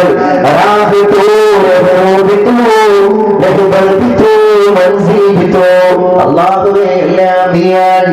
എന്റെ വഴികമ്പരം നീയാണ് തമ്പുരാനെ, എന്റെ സത്രം നീയാണ് തമ്പുരാനെ. ഞാനും നിന്നിലേക്കാണ് മടങ്ങുന്നത് തമ്പുരാനെ. മിൻഹാ ഖലഖനാകും, നിന്നെ പടച്ചതും ആ മണ്ണിൽ നിന്ന്, വഫീഹാ നുഈദുകും, നിന്നെ മടക്കുന്നതും ആ മണ്ണിലേക്ക്, വമിൻഹാ നുഖ്രിജുകും താറത്തൻ ഉഖ്റാ. അതിന്റെ ഇടയിലുള്ള കുറച്ച് നീർപ്പോളം പോലെയുള്ള കുമിളകളാണ് ദുനിയാവ്. അതിനെ തിരിച്ചറിയാൻ തുടങ്ങിയിട്ടുണ്ട്. ഇപ്പോ മേലോട്ട് പൊക്കിയ ശ്വാസം താഴോട്ടാണ് താഴ്ത്തണമെങ്കിൽ യെസ് യു ക്യാൻ ഡു എന്നൊരാൾ കമാൻഡ് ചെയ്തിട്ട് കാര്യമില്ല. റബ്ബ് പറയണം. റിമോട്ട് കൺട്രോൾ കേന്ദ്രം നിയന്ത്രിച്ചു കൊണ്ടിരിക്കുന്നതിന്റെ ഇടയിൽ നമ്മൾ മേപ്പെട്ട് ശ്വാസാണ്ട് വലിച്ചു, അത് താഴോട്ടാണ്ട് അയക്കണ്ട എന്ന് പറഞ്ഞിട്ട് റബ്ബ് റിമോട്ടിന്റെ സ്റ്റോപ്പ് ബട്ടനാണ്ട് നെക്കി കഴിഞ്ഞാൽ ബാപ്പ മകനെ വിളിക്കുന്ന പേരും മകൻ ബാപ്പാനെ വിളിക്കുന്ന പേരും മയ്യത്ത്. എന്നെ ബാപ്പാനെ 12 മണിക്ക് എടുക്കുന്ന മക്കള് പറയില്ല, മയ്യത്ത് 12 മണിക്ക് എടുക്കും അല്ലേ? ആ നമ്മളുടെ ആദ്യ കുളി കുളിച്ചത് നമ്മളല്ല, വേറെ ആരൊക്കെ കുളിപ്പിച്ചില്ല. ആ നമ്മളുടെ അവസാനത്തെ കുളി കുളിക്കുന്നതും നമ്മളല്ല. നമുക്ക് റിസ്ക് എടുക്കണ്ട, അതാരെങ്കിലും ഒക്കെ കുളിപ്പിച്ചോളും. അതിന്റെ ഇടയിൽ കുറച്ച് കുളികൾ കുളിക്കുന്ന മനുഷ്യൻ അവനാണോ ഈ ലോകത്തിന്റെ ആചാര്യൻ? കൂടിയല്ല ജനിക്കുന്ന നേരത്തും കൂടിയല്ല മരിക്കുന്ന നേരത്തും മധ്യേ ഇങ്ങനെ കാണുന്ന നേരത്ത് മത്സരിക്കുന്നതെന്തിനോ നാം വൃഥാ. ഈ പന്തല് ഒരു വലിയൊരു യൂണിറ്റ് പഠിപ്പിച്ചുകൊണ്ടിരിക്കുന്നുണ്ടെന്നാണ്. ബോഖുറിസ്ഥാന്റെ വിഷയത്തിൽ ഞങ്ങൾ എല്ലാവരും ഒന്നാണെന്ന് പറഞ്ഞാണ്ട് ഈ ശിഷ്യന്മാരൊക്കെ വന്നല്ലോ. ഈ വന്ന നമ്മളൊക്കെ വ്യത്യസ്ത സ്ഥലങ്ങളിൽ വ്യത്യസ്ത കാലങ്ങളിൽ ജനിച്ച ആൾക്കാരാണ്. കൂടിയല്ല മരിക്കുന്ന നേരത്തും. ചിലപ്പോ നമ്മൾ മരിക്കുന്നതും വ്യത്യസ്ത സമയങ്ങളിലാണ്. ഈ മധ്യ ഇങ്ങനെ കാണുന്ന ഷോർട്ട് പീരീഡ്, ഒരു ബ്രേക്ക്. ആലമുൽ അർവാഹിൽ ഒരുപാട് കാലം കഴിഞ്ഞു.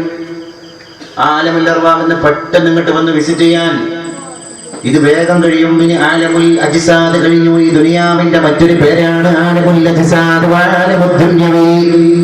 ഇത് കഴിഞ്ഞാൽ പിന്നെ നമ്മൾ പോകുന്നു 3ാമത്തെ ലോകത്തിലേക്ക്. ആ ലോകത്തും പിരീഡ് കൂടുതലാണ്. ഖിയാമത്ത് നാൾ വരെ അവിടെ കിടക്കണം. അതാണ് ആലമുൽ ബർസഖി, ഖബർ ജീവിതം. അവിടെ കുറെ കിടക്കണം. ഖബർ ജീവിതം കഴിഞ്ഞാൽ പിന്നെ അവസാനത്തെ ലോകമാണ് ആലമുൽ ഉഖ്റവി, പരലോകം. പരലോകം എന്ന് നമ്മൾ പറയുന്ന ആഖിറം. അതിന് പിന്നെ അറ്റുല്ല ഖാലിദീന ഫീഹാ. ഈ 3-4 ലോകത്തെ കാൽക്കുലേഷൻ നടത്തുന്ന സമയത്ത് ഷോർട്ട് പീരീഡ് ദുനിയാവാ. ഈ ദുനിയാവിലാണ് ഉള്ള കടുംപിടുത്തങ്ങളും മത്സരങ്ങളും കൊടികളും ഫ്ലക്സുകളും ഒക്കെ ഉയരാറുള്ളത്. കാരണം മനുഷ്യന്റെ നിറം നോക്കിയിട്ടാണ്, അല്ലെങ്കിൽ മനുഷ്യന്റെ വർഗം നോക്കിയിട്ട്, അവന്റെ സംഘടന നോക്കിയിട്ട്, ജാതി തിരിച്ചിട്ട് കലഹ കോലാഹലങ്ങൾ നടക്കുകയാണ് നമ്മുടെ നാട്ടിൽ. ഒന്ന് മരിച്ചു പോകണം എന്ന ബോധം മനുഷ്യനില്ല. ഞാനും മയ്യത്ത്, നീയും മയ്യത്ത്. മുക്ത മുസ്തഫായ നബിതങ്ങളുടെ അടുക്കൽ ഇന്നും നമ്മൾ പോകാറുണ്ട്. റോലേക്ക് അങ്ങനെ പോകുമ്പോ അതിന്റെ മുകളിൽ എഴുതി വെച്ചിട്ടുണ്ട് ഇന്നക മയ്യിത്തും ഫഇന്നകും മയ്യിത്തൂൻ. ഇവിടെ കിടക്കുന്ന പരിശുദ്ധ മുഹമ്മദേ സല്ലല്ലാഹു അലൈഹി വസല്ലം അങ്ങും മയ്യിത്ത്, അവരും മയ്യിത്ത്. ആ ലോകനായകനാണ് ആയിഷ ബീവിയുടെ കട്ടിലിൽ ശരീരം വിറങ്ങലിച്ച് കിടക്കുകയാണ്. പിന്നെ റൂഹ് പിടിച്ചു കൊണ്ടുപോയി. അല്ലാഹുവിന്റെ റസൂൽ വഫാത്തായി. അവിടുത്തെ മയ്യത്തിന്റെ മുകളിൽ വെള്ളശീല ഇട്ടിരിക്കുകയാണ്. ആ നേരത്താണ് സിദ്ദീഖുൽ അക്ബർ റളിയല്ലാഹു അൻഹു, ആയിഷ ബീവിയുടെ പിതാവ് പരിശുദ്ധ പ്രവാചക തിരുമേനിയുടെ ശിഷ്യൻ കടന്നു വന്നിട്ട് മുസ്തഫ നബി തങ്ങളുടെ മുഖത്ത് പൂട്ടിയിട്ട കഫം കൂടെ എടുത്ത് മാറ്റുകയാണ്. വെള്ളവസ്ത്രം മയ്യത്തായി കിടക്കുന്ന ലോകനായകന്റെ മുഖത്ത് നിന്ന് മാറ്റുകയാണ്. പുഞ്ചിരിച്ച് മരിച്ചു കിടക്കുന്ന പരിശുദ്ധ റസൂലിന്റെ മുഖത്തേക്ക് നോക്കി സിദ്ദീഖുൽ അക്ബർ പറഞ്ഞു പോയി, അങ്ങ് ജീവിച്ചപ്പോഴും ഭംഗി, അങ്ങ് വഫാത്തായപ്പോഴും ഭംഗി. അപ്പോഴല്ലേ ഉമർ കരഞ്ഞു പോയത്. എന്താണ് സിദ്ദീഖ് എന്ന് പറയുന്നത്? അങ്ങ് ജീവിച്ചപ്പോഴും ഭംഗി എന്ന് പറഞ്ഞിട്ട് നിർത്തലാണ് നിനക്ക് നല്ലൊരു സിദ്ദീഖ്. അങ്ങ് മരിച്ചപ്പോ ഭംഗി എന്ന് എന്റെ റസൂലിനെ പറ്റി പറയേണ്ട സിദ്ദീഖ്. ആയിഷയുടെ കട്ടിലിൽ എന്റെ റസൂൽ വഫാത്തായിട്ടില്ല. എന്റെ റസൂൽ ശയ്യ കൊള്ളുകയാണ് സിദ്ദീഖ്. എന്റെ റസൂൽ കിടക്കുകയാണ് സിദ്ദീഖ്. പണിയുടെ ക്ഷീണം കൊണ്ടാണ് കണ്ണടച്ചു പോയത് സിദ്ദീഖ്. സിദ്ദീഖ് റളിയല്ലാഹു അൻഹു ഉമർ റളിയല്ലാഹു അൻഹു വിളിച്ചിട്ട് പറഞ്ഞു, ഉമറെ കൂൾ ഡൗൺ, ഇനിയെങ്കിലും അംഗീകരിക്കണം ഉമറെ, എന്നോട് ചാലഞ്ച് ചെയ്യാൻ വരണ്ട. റസൂലുള്ളാഹിന്റെ വഫാത്ത് ഉറപ്പാക്കിയതിന് ശേഷമാണ് സിദ്ദീഖ് ഈ പ്രസംഗം നടത്തുന്നത്. ഉമറെ ഒന്ന് സൂക്ഷിച്ച് സംസാരിക്കണം. എന്തായി ഉമർ പറയുന്നത്? ഉറയിലിട്ട വാട് ഊരിയെടുത്തിട്ട് പറയാണ്, എന്റെ ഹബീബ് വിട പറഞ്ഞു എന്ന് പറയുന്നത് ആരായാലും ശരി, അത് എന്റെ കരളിന്റെ കഷ്ണമായ സിദ്ദീഖായാലും ശരി, ഈ വാണിന്നവൻ ഇരയാണ്. അപ്പോഴാണ് സിദ്ദീഖ് റളിയല്ലാഹു അൻഹു വന്നിട്ട് പറഞ്ഞത്, ഉമർ നീ ഇനിയും ശാന്തനായിട്ടില്ല. രണ്ട് ദർശനങ്ങൾ ഇസ്ലാം അങ്ങനെ കാണുകയാണ്. നായകൻ അവിടെ കിടക്കുകയാണ്. ഈ രണ്ടാൾക്കാർ തമ്മിലുള്ള തർക്കം പരിഹരിക്കാൻ റസൂലുള്ള നീറ്റ് ഒരു ആയിഷ ബീവിയുടെ ഘട്ടമെന്ന്. ഇതാ ദുനിയാവ്. മിനായിൽ 100 കണക്കിന് ആൾക്കാർ മരിച്ചുപോയില്ലേ? നിങ്ങളൊന്ന് ആലോചിക്കും. എൻ്റെ അമ്മോശൻ മക്ക ഇസ്ലാമിക് സെന്ററിന്റെ ചെയർമാനായിരിക്കുന്ന ഒമാനൂർ അബ്ദുറഹ്മാൻ മൗലവി ഇന്നലെ വിളിച്ചപ്പോഴും പറഞ്ഞു, അദ്ദേഹം കൊല്ലക്കാരനായിരിക്കുന്ന 2 ദമ്പതികളെ കാണാതായി. അതിൽ ഭർത്താവിന്റെ മൃതദേഹം, ഭൗതിക ശരീരം, മയ്യത്ത് കിട്ടി. കുഞ്ഞു 2 മക്കള്. ഈ മക്കളെ മുമ്പിൽ വന്നിട്ടാണ് ജന്നത്തുൽ മുഅല്ലയിൽ 6 അടി മണ്ണിലേക്ക് ബാപ്പാന്റെ മയ്യത്ത് താഴ്ത്തുന്നത്. ആ ബാപ്പാന്റെ മയ്യത്തിന്റെ മുകളിലേക്ക് മിൻഹാ ഖലഖനാകും ചൊല്ലിയിട്ട് 3 പടി മണ്ണ് വാരിയിട്ട് മൂത്ത മോൻ ചോദിച്ചു, എന്റെ ഉമ്മ എവിടെ? മിനായിൽ കാണാതായതാ. ബാപ്പാന്റെ മയ്യത്ത് മറമാടുന്ന കുട്ടികൾക്ക് മുമ്പിൽ ഉമ്മായുടെ തിരോധാനത്തിന്റെ വാർത്ത ഇപ്പോഴും അടങ്ങിയിട്ടില്ല. മാതാവിനെ കാണാനില്ല. ഹയാത്തിലുണ്ടോ? അല്ലാഹു അഅലം. മൗത്തായിണോ? അല്ലാഹു അഅലം. മക്കളുടെ അവസ്ഥ എന്താ? പിന്നെ എവിടെ സമാധാനം? ദുനിയാവാണ്. ഇത് ദുനിയാവാണെന്ന് പറഞ്ഞ് സമാധാനിച്ചിട്ടില്ലെങ്കിൽ കൽബ് പൊട്ടി മരിക്കും ചിലപ്പോ നമ്മളെല്ലാം. അയലാൻ കുറിച്ച് മരിച്ചില്ലേ? എത്ര ഉമ്മമാരാണ് ആ കുഞ്ഞു പൈതലിന്റെ ഫോട്ടോ കണ്ടിട്ട് ദിവസങ്ങളോളം കരഞ്ഞു. 3 വയസ്സുള്ള അബ്ദുള്ള കുർദിയുടെ മകൻ സിറിയയിലെ IS തീവ്രവാദികളുടെ ഭീകര പ്രവർത്തനങ്ങളിൽ പേടിച്ച് എന്റെ മക്കൾ ഇനി മരിക്കും, ഇവരുടെ തീവ്രവാദികളുടെ ബോംബറുകൾ ഏറ്റിട്ട് എന്ന് കണ്ടിട്ട് മെഷീൻ ഘടിപ്പിച്ച ബോട്ട് വേണം ഞങ്ങൾക്ക് ഗ്രീസിലേക്ക് രക്ഷപ്പെടാൻ, യൂറോപ്യൻ രാജ്യമായ ഗ്രീസിലേക്ക് സിറിയയിൽ നിന്ന് രക്ഷപ്പെടാൻ. അവസാനം ഈ മനുഷ്യക്കടത്തിന്റെ കള്ളന്മാര് കൊണ്ടുവന്നത് മെഷീന് ഘടിപ്പിച്ച ബോട്ടാണെന്നും കളവ് പറഞ്ഞിട്ട് റബ്ബർ ബോട്ടാ, തുഴഞ്ഞ് ബംഗായിട്ട് തുഴഞ്ഞു പോകുന്ന റബ്ബർ ബോട്ട്. ആ റബ്ബർ ബോട്ടിലേക്ക് അയലാൻ കുർദി എന്ന് പറയുന്ന 3 വയസ്സുകാരനെയും അവനേക്കാൾ 2 വയസ്സ് മൂപ്പുള്ള മൂത്ത മകൻ ഗാലിബ് കുർദിയെയും പിതാവ് കയറ്റി വെക്കുകയാണ്. മാതാവ് റൈഹാനയുണ്ട് കൂടെ, മറ്റു 12 ആളുകളുണ്ട് കൂടെ. പിതാവും ഭാര്യയും മക്കളും നടന്നുപോയി. അവരങ്ങനെ സഞ്ചരിക്കുകയാണ് ബോട്ടിൽ. രാത്രി 12 മണിക്ക് നമ്മുടെ 3 വയസ്സുകാരനായ അയലാൻ കമ്പിളി പുതപ്പിൽ ചൂടി കുതിച്ചു ഉറങ്ങുന്ന ഒരു ഫോട്ടോ അവസാനമായി ആരോ ഫേസ്ബുക്കിൽ പോസ്റ്റ് ചെയ്യുകയാണ്. 12:30 മണിക്ക് ആമ്പടം പറഞ്ഞു, കലശലായ തിരമാല വന്നു, ബോട്ട് പറഞ്ഞു. ഈ 2 മക്കളെയും 2 കയ്യിൽ പിടിച്ചിട്ട് ഗാലിബ് കുർദി എന്ന് പറയുന്ന ഒരു പിതാവ് അറ്റ്ലാന്റിക് സമുദ്രത്തിന്റെ കുഞ്ഞോളങ്ങളിൽ ഒന്നും അറിയാതെ വിറങ്ങലിച്ച് നിൽക്കുക. അപ്പുറത്തുണ്ട് എന്റെ ഭാര്യ റൈഹാന. എന്റെ 2 കയ്യിൽ കിടക്കുന്നത് ഒന്ന് ഗാലിബ്, ഒന്ന് അയലാൻ.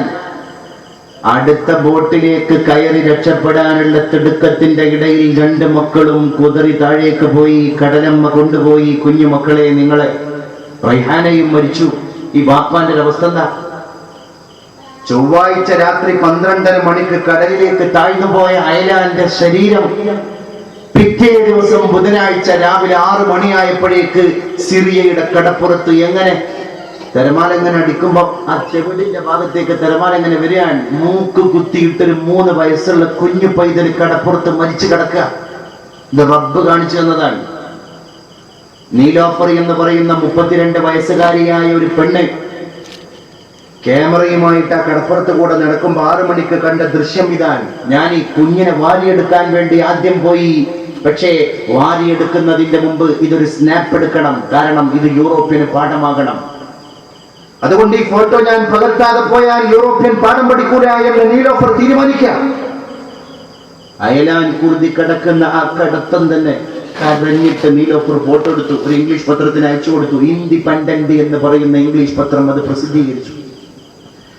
ആ ഇംഗ്ലീഷ് പത്രം അത് പ്രസിദ്ധീകരിച്ചപ്പോൾ എന്താ അവർ ഹെഡിങ് കൊടുത്തത്? ഈ ഫോട്ടോക്കും അഭയാർത്ഥിയോടുള്ള യൂറോപ്യന്റെ സമീപനത്തെ മാറ്റാൻ കഴിയൂല എങ്കിൽ പിന്നെ എന്ത് പ്രതീക്ഷയാണ് ഞങ്ങൾക്കുള്ളത് എന്ന ചോദ്യം. പ്രിയപ്പെട്ടവരെ, അതുതന്നെയാണ് ലോകത്ത് നടക്കുന്നത്. ആ കുഞ്ഞുമോൻ പോയില്ലേ? ഇന്നിപ്പോ യൂറോപ്യൻ രാജ്യങ്ങളൊക്കെ തയ്യാറായി അഭയാർത്ഥികളെ സ്വീകരിക്കാൻ. അപ്പൊ എന്താ, ജ്ഞാനങ്ങൾ ഒരുപാടുണ്ട്. നമ്മളാണ് ചൊവ്വയിൽ കാലുകുത്തിയോർ, നമ്മളാണ് ചന്ദ്രനിൽ കാലുകുത്തിയോർ. ഇന്നലെയും പത്രത്തിന് കണ്ടു, ചൊവ്വയിൽ ജീവന്റെ തുടിപ്പുണ്ട്, ചന്ദ്രനിൽ ജലാംശമുണ്ട്. പക്ഷേ അള്ളാഹുവിനെ കണ്ടെത്താൻ ഇവർക്ക് കഴിയുന്നില്ല. കഴിഞ്ഞ ആഴ്ച സൂപ്പർ മൂണായിരുന്നു. സൂപ്പർ മൂൺ 30,000 കിലോമീറ്റർ ഈ നാട്ടിൽ നിന്ന് അമേരിക്കയിൽ പോയിട്ട് തിരിച്ച് വരാൻ അപ്പ് ആൻഡ് ഡൗൺ എത്ര കിലോമീറ്റർ ആവോ അത്രയും ദൂരം ചന്ദ്രൻ ഭൂമിയിലേക്ക് അങ്ങോട്ട് അടുത്തു. സ്റ്റെതസ്കോപ്പ് എടുത്ത് നോക്കിയാൽ, ഈ ബൈനോക്കുലർ എടുത്ത് നോക്കിയ ആളുകൾക്കൊക്കെ ചന്ദ്രന്റെ ഉള്ളിലുള്ള ഗർത്തങ്ങളെ കാണാൻ സാധ്യമായി. വേലിയേറ്റുണ്ടായി കടലിന്റെ പല ഭാഗങ്ങളിലും. ചില സ്ഥലങ്ങളിൽ ഹൈ ടൈഡ്, ഹൈ ഫ്ലോ ഒക്കെ ഉണ്ടായി. നമ്മൾ ആലോചിക്കണം. അപ്പോഴാണ് ശാസ്ത്രം പറഞ്ഞത്, ഈ പ്രപഞ്ചത്തിന്റെ പിന്നിൽ ഏതോ ഒരു ശക്തിയുണ്ട്, അത് ദൈവമാകാം. ഏത് ശാസ്ത്രജ്ഞനാണ് ഈ പറയുന്നത്? എത്തിസിസം പഠിപ്പിച്ച ശാസ്ത്രജ്ഞന്മാർ. ഭൂമി സ്വമേധയാ ഉണ്ടായതാണ്, അത് സ്വമേധയാ നശിക്കുമെന്ന് ലോകത്തെ പഠിപ്പിച്ച ശാസ്ത്രജ്ഞന്മാരാണ് ഇപ്പൊ പറയുന്നത്. 2015 സൂപ്പർ മൂൺ എന്ന് പറയുന്ന പ്രതിഭാസം കണ്ടപ്പോ അവർ പറഞ്ഞു പോയി, ഇവിടെ ഏതോ ഒരു ശക്തി ഇപ്പോഴും ഇത് നിയന്ത്രിച്ചു കൊണ്ടിരിക്കുകയാണ്. നമ്മൾ പറഞ്ഞു, ഓരോ മഗ്‌രിബ് നമസ്കാര ശേഷവും നമ്മൾ പറഞ്ഞുകൊണ്ടിരിക്കുകയാണ്, ലാ ഇലാഹ ഇല്ലല്ലാഹു വഹ്ദഹു ലാ ശരീക ലഹു ലഹുൽ മുൽക്കു വലഹുൽ ഹംദു യുഹ്യീ വയുമീതു വഹുവ അലാ കുല്ലി ശൈഇൻ ഖദീർ. ഇത് തന്നെയാണ് ഹൈന്ദവൻ പാരായണം ചെയ്തുകൊണ്ടിരിക്കുന്ന ഋഗ്വേദത്തിന്റെ മുഖവുരയിൽ എഴുതി വച്ചിരിക്കുന്നത്. ത്വമേകം വരണ്യം ത്വമേകം ശരണ്യം ത്വമേകം ജഗത്കാരണം വിശ്വരൂപം ത്വമേകം വരണ്യം. ദൈവമേ, നിന്നെ മാത്രമാണ് ഞങ്ങൾ ഭരിക്കുന്നത്. ത്വമേകം ശരണ്യം, ദൈവമേ, നിന്നോട് മാത്രമാണ് ഞങ്ങൾ ശരണം തേടുന്നത്. ത്വമേകം ജഗത്കാരണം, ദൈവമേ, നീ തന്നെയാണ് ലോകത്തിന്റെ കാരണം. വിശ്വരൂപം, വിശ്വത്തിന്റെ സൃഷ്ടാവും നീയാണ് തമ്പുരാനെ എന്ന് ഋഗ്വേദം പഠിപ്പിക്കുകയാണ്. ഇത് ഹൈന്ദവന്റെ വേദഗ്രന്ഥമാണ്. അപ്പൊ തിയറികൾ സംഭവം ഒന്നാണ്. അതിന് അച്ചടക്കത്തോടുകൂടെ നമ്മൾ പഠിപ്പിച്ചു കൊടുക്കുകയാണ്. ഇന്നലെ വയോജന ദിനത്തിന്റെ ഭാഗമായിട്ട് തവനൂരിലെ വൃദ്ധസദനത്തിൽ വിനീതനായ എന്റെ അമ്മ എന്ന് പറയുന്ന ഒരു കവിത പ്രകാശനം ചെയ്തു. മക്കള് കൊണ്ടുപോയാക്കി വൃദ്ധസദനത്തിൽ കൊണ്ടുപോയി ഉപേക്ഷിച്ച തലനരച്ച ഒരുപാട് മുത്തശ്ശിമാരായിരിക്കുന്ന മാതാക്കളെ കണ്ടു. അവിടെ അമ്മ എന്ന് പറയുന്ന കവിത ശരിക്ക് പാരായണം ചെയ്തപ്പോൾ എന്റെ കണ്ണ് നിറഞ്ഞുപോയി. കാരണം ഇത് ആലപിക്കപ്പെടേണ്ട സ്ഥലത്ത് തന്നെയാണ് അതിനെ പ്രസന്റ് ചെയ്തിരിക്കുന്നത്.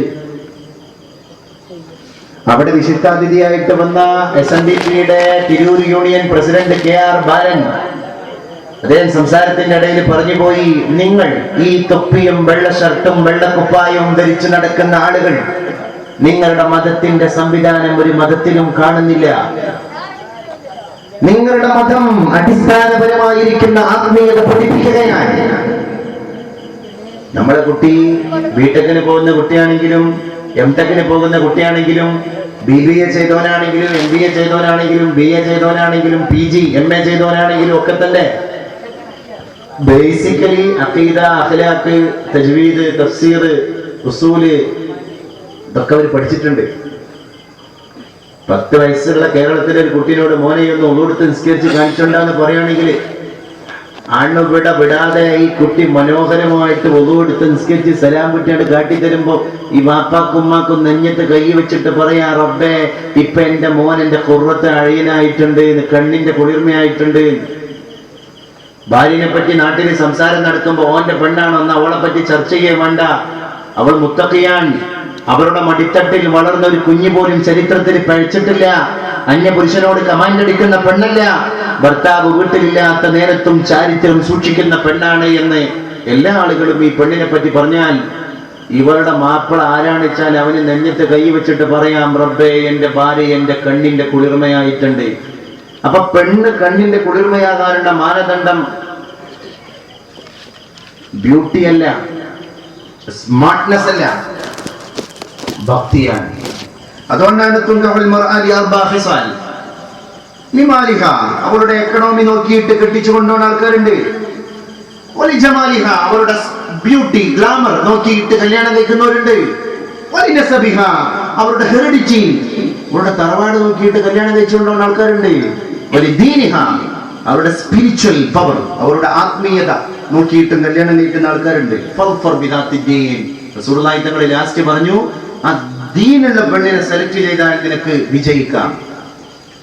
ഞാൻ പറയുന്നു, തറവാടുള്ളോളും ബ്യൂട്ടി ഉള്ളോളും അതുപോലെ തന്നെ മറ്റൊരുപാട് ആൾക്കാർ, ഈ കണ്ടീഷൻസ് ഉള്ള ആൾക്കാരും ഒക്കെ തന്നെ ചിലപ്പം പ്രത്യേക സാഹചര്യങ്ങളിൽ കണ്ണ് മഞ്ഞളിച്ചിട്ട് ഭർത്താവിന്റെ കരവലയത്തിൽ നിന്ന് പുറത്തേക്ക് ചാടാം. അത് വാട്സപ്പിലൂടെ ആകാം, ഫേസ്ബുക്കിലൂടെ ആകാം, ഓൺലൈനിലൂടെ ആവാം. ഇപ്പൊ സ്ത്രീകൾക്കുള്ള ഏറ്റവും വലിയൊരു പരാതി അതാണ്, ഭർത്താവ് നെറ്റ് കണക്ഷൻ എടുക്കാൻ അയക്കണില്ല. അത് പീഡനമായി മാറിയിട്ടുണ്ട്. അത്രേ, ഏത് നെറ്റ് കണക്ഷൻ എടുക്കാനുള്ള പെർമിഷൻ കൊടുക്കാതിരിക്കുന്നത് സ്ത്രീ പീഡനം. കാരണം തുറച്ചു നോക്കുന്നത് സ്ത്രീ പീഡനാണല്ലോ ഇന്നത്തെ മുപ്പില്. അപ്പൊ ആ രീതിയിൽ ഒരുപാട് പീഡനങ്ങളുടെ മുറകൾ ഇപ്പൊ വന്നതിന്റെ കൂട്ടത്തിൽപ്പെട്ട അവസാനത്തതാണ് മുപ്പരത്ത് എടുക്കാൻ സമ്മതിക്കണില്ല, അതെടുക്കാൻ സമ്മതിക്കുന്നില്ല. ഇത്തരത്തിലുള്ള പരാതി ഞാൻ പെണ്ണുങ്ങളെ കുറ്റപ്പെടുത്തില്ല, പക്ഷെ ഇത് പറയാതിരിക്കാൻ പറ്റൂല. അതുകൊണ്ടാണ് ഞാൻ ഏതെങ്കിലും രീതിയിൽ അവരെ അപ്സെറ്റ് ആക്കാൻ വേണ്ടി പറയില്ല. കാരണം എന്താ അറിയോ, ഇതൊക്കെ ചില ഉമ്മമാര് ശ്രദ്ധിച്ച് മക്കളെ നോക്കേണ്ട രീതിയിൽ നോക്കാനുള്ള ഒരു ത്രാണി അവർ പ്രകടിപ്പിച്ചാൽ അൽഹംദുലില്ലാഹ് അവർ കുടുംബം രക്ഷപ്പെടില്ലേ. നമ്മുടെ സഹോദരിമാരിലൂടെ മാറ്റങ്ങൾ ഉണ്ടാകണ്ടേ. അതുകൊണ്ട് തന്നെ പ്രിയപ്പെട്ടവരെ, നമ്മളൊക്കെ ആ കാര്യങ്ങളെ ഗൗരവതരമായിട്ട് തന്നെ ഉൾക്കൊള്ളണം. ഈ മതവിദ്യാഭ്യാസത്തിന്റെ സമ്പ്രദായം അതാണ് നമ്മളെ പഠിപ്പിക്കുന്നത്. എന്തുകൊണ്ടും അബൂബക്കർ ഉസ്താദ് അവരുകള് ഭാഗ്യം ചെയ്ത മനുഷ്യനാണ്. അള്ളാഹു ഒരാളെ അംഗീകരിച്ചു എന്നതിന്റെ തെളിവ് ജനങ്ങൾ ഒരാളെ അംഗീകരിക്കലാണെന്ന് ഹദീസിൽ കാണാം. ശരിക്കും ആക്ച്വലി അതിന്റെ ഒരു രേഖാചിത്രമാണ് ഈ സദസ്സിൽ ഞാൻ അങ്ങോട്ട് വരുമ്പോ കണ്ടത്.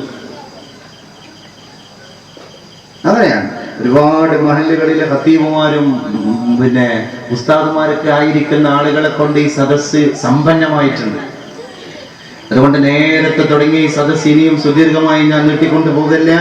മരിച്ചുപോയ മാതാപിതാക്കൾക്കും ഹലാലായ മുറാദ് ഹാസിലാകാനും ഒക്കെ ദുആ ചെയ്യാൻ വേണ്ടി അനുഭാവി സംഭാവന അർപ്പിച്ചിട്ടുണ്ട്. അള്ളാഹു സ്വീകരിക്കുമാറാകട്ടെ. മരിച്ചുപോയ മാതാപിതാക്കൾക്ക് അള്ളാഹു മഗ്ഫിറത്തിനെ പ്രദാനം ചെയ്യുമാറാകട്ടെ. അദ്ദേഹത്തിന് ഹലാലായ മുറാദുകളെ പടച്ചറബ് എത്രയും പെട്ടെന്ന് ഹാസിലാക്കി കൊടുക്കുമാറാകട്ടെ. അങ്ങനെ ബഹുമാനപ്പെട്ട അബൂബക്കർ ഉസ്താദിന്റെ അടുക്കൽ നിന്ന് നമ്മുടെ കുഞ്ഞു മക്കളും ഈ മധ്യവയസ്കരും ഈ യുവാക്കളും ഈ കുമാരക്കാരും പഠിച്ച ജ്ഞാനം വെളിച്ചമുള്ള നാഫിയായ ജ്ഞാനമായി അള്ളാഹു നമ്മളിൽ പരിവർത്തിപ്പിച്ചു തരുമാറാകട്ടെ. ആ ബഹുമാനപ്പെട്ട ഉസ്താദിന്റെ ഗുരുത്വം അള്ളാഹു നമ്മളിൽ പ്രകടിപ്പിച്ചു തരുമാറാകട്ടെ. പ്രിയപ്പെട്ടവരെ, അതുകൊണ്ട് അദ്ദേഹത്തിന്റെ സേവനം ഒരു മഹത്തരമായ സേവനമാണ്. 3.5 പതിറ്റാണ്ടിന്റെ സേവനം എന്നൊക്കെ പറഞ്ഞാല് ഒരു മനുഷ്യന്റെ ആയുസ് വെച്ച് നോക്കുകയാണെങ്കിൽ 35 കൊല്ലം എന്നൊക്കെ പറഞ്ഞാൽ പറയാൻ നല്ല സുഖമുണ്ട്. പക്ഷെ നിങ്ങളൊന്ന് ആലോചിച്ച് നോക്കി അതിന്റെ ഒരു റിസ്ക് അല്ലേ, അതിന്റെ പിന്നിലുള്ള കഠിനാധ്വാനങ്ങൾ. അതും അന്നത്തെ കാലം ഒരു 35 കൊല്ലം മുമ്പിലേക്കൊക്കെ നമ്മൾ ഒന്ന് റിവ്യൂ നടത്തുകയാണെങ്കിൽ, ഒന്ന് പിന്നോട്ട് റിവേഴ്സ് എടുത്തിട്ട് ഇങ്ങനെ മൈൻഡ് കൊണ്ട് പോവുകയാണെങ്കിൽ തന്നെ അന്നത്തെ ഒരു കാലഘട്ടത്തിന്റെ ഒരു അവസ്ഥ. അപ്പോ അത് ഒരു മഹല്ലില് എനിക്ക് അത്ഭുതം തോന്നി. കാരണം എന്നെ ക്ഷണിക്കുന്നതിന്റെ ഭാഗമായിട്ട് ഈ സംഘാടക സുഹൃത്തുക്കൾ ഇത് പറഞ്ഞപ്പോൾ തന്നെ ഞാൻ ആവർത്തിച്ച് അവരോട് ചോദിച്ചു, ഒരു സ്ഥലത്ത് 35 കൊല്ലോ, അത് ഗിന്നസ് റെക്കോർഡാ. നിങ്ങൾ ആലോചിച്ചു. സുബ്ഹാനല്ലാഹ്, അൽഹംദുലില്ലാഹ്. നിങ്ങളെ സമ്മതിക്കണം, ഞാനതാ പറയുന്നത്. കാരണം ഒരു മനുഷ്യനെ നിങ്ങൾ വെറുപ്പിക്കാതെ 35 കൊല്ലം നിങ്ങളുടെ നിർത്തിയല്ലോ. ഞാൻ പടിഞ്ഞാറ് കുടുംബം സമ്മതിച്ചു. മാത്രല്ല നിങ്ങൾ പൂർത്തിയാക്കിയപ്പോ കണ്ടറിഞ്ഞിട്ട് ആപാലവൃദ്ധൻ ജനങ്ങൾ ഇറങ്ങിയിട്ട് അദ്ദേഹത്തിന് കൊടുക്കേണ്ട ഒരു അംഗീകാരം കൊടുത്തും ചെയ്തു. അത് ഇങ്ങനെ ഒരു ഫംഗ്ഷൻ കണ്ടക്ട് ചെയ്യലാണ്. ഇത് മര്യാദ, കോമൺ സെൻസ് എന്നൊക്കെ പറയും. ചില നാട്ടിലെ കാണാറില്ല, അങ്ങനെ 10, 40, 50 കൊല്ലം സേവനം ചെയ്ത മനുഷ്യന്മാർ എങ്ങനെയാണ് മരിച്ചു പോകുമ്പോ പറയും അയാൾ നല്ലൊരു മനുഷ്യനെയും. ഒരു നാട് കൊടുക്കുന്ന ഏറ്റവും വലിയൊരു സംഭാവനയാണ്. മരിച്ചാൽ പിന്നെ ആരെങ്കിലും ചീത്ത അറിയോ? പക്ഷെ ഇന്നതല്ല. നിങ്ങൾ ഈ തട്ടിക്കൂട്ടിയ പരിപാടി, നിങ്ങൾ ഈ കണ്ടക്ട് ചെയ്ത പരിപാടി കൂടെ കണ്ണ് കുളിർമയായിട്ട് ഇത് കണ്ടു. അൽഹംദുലില്ലാ, എന്റെ മക്കള്, അൽഹംദുലില്ലാ, മൈ സ്റ്റുഡൻസ്. അതൊരു ചാരിതാർത്ഥ്യമാണ്, അതൊരു വലിയ ചാരിതാർത്ഥ്യമാണ്. യാതൊരു സംശയവും ആ വിഷയത്തിലില്ല. അൽഹംദുലില്ലാ, അല്ലാഹു നിങ്ങൾ ദീനിന്റെ വിഷയത്തിൽ നടത്തുന്ന ഈ ഒരു ഉണർവുണ്ടല്ലോ, ചെറുപ്പക്കാരും മധ്യവയസ്കരും കാരണവന്മാരും ഒക്കെ നടത്തുന്ന ഈ ഒരു ഉണർവുണ്ടല്ലോ, അല്ലാഹു ഈ ഇഹ്യാ എന്നും നിങ്ങളിൽ നിലനിർത്തി തരുമാറാകട്ടെ.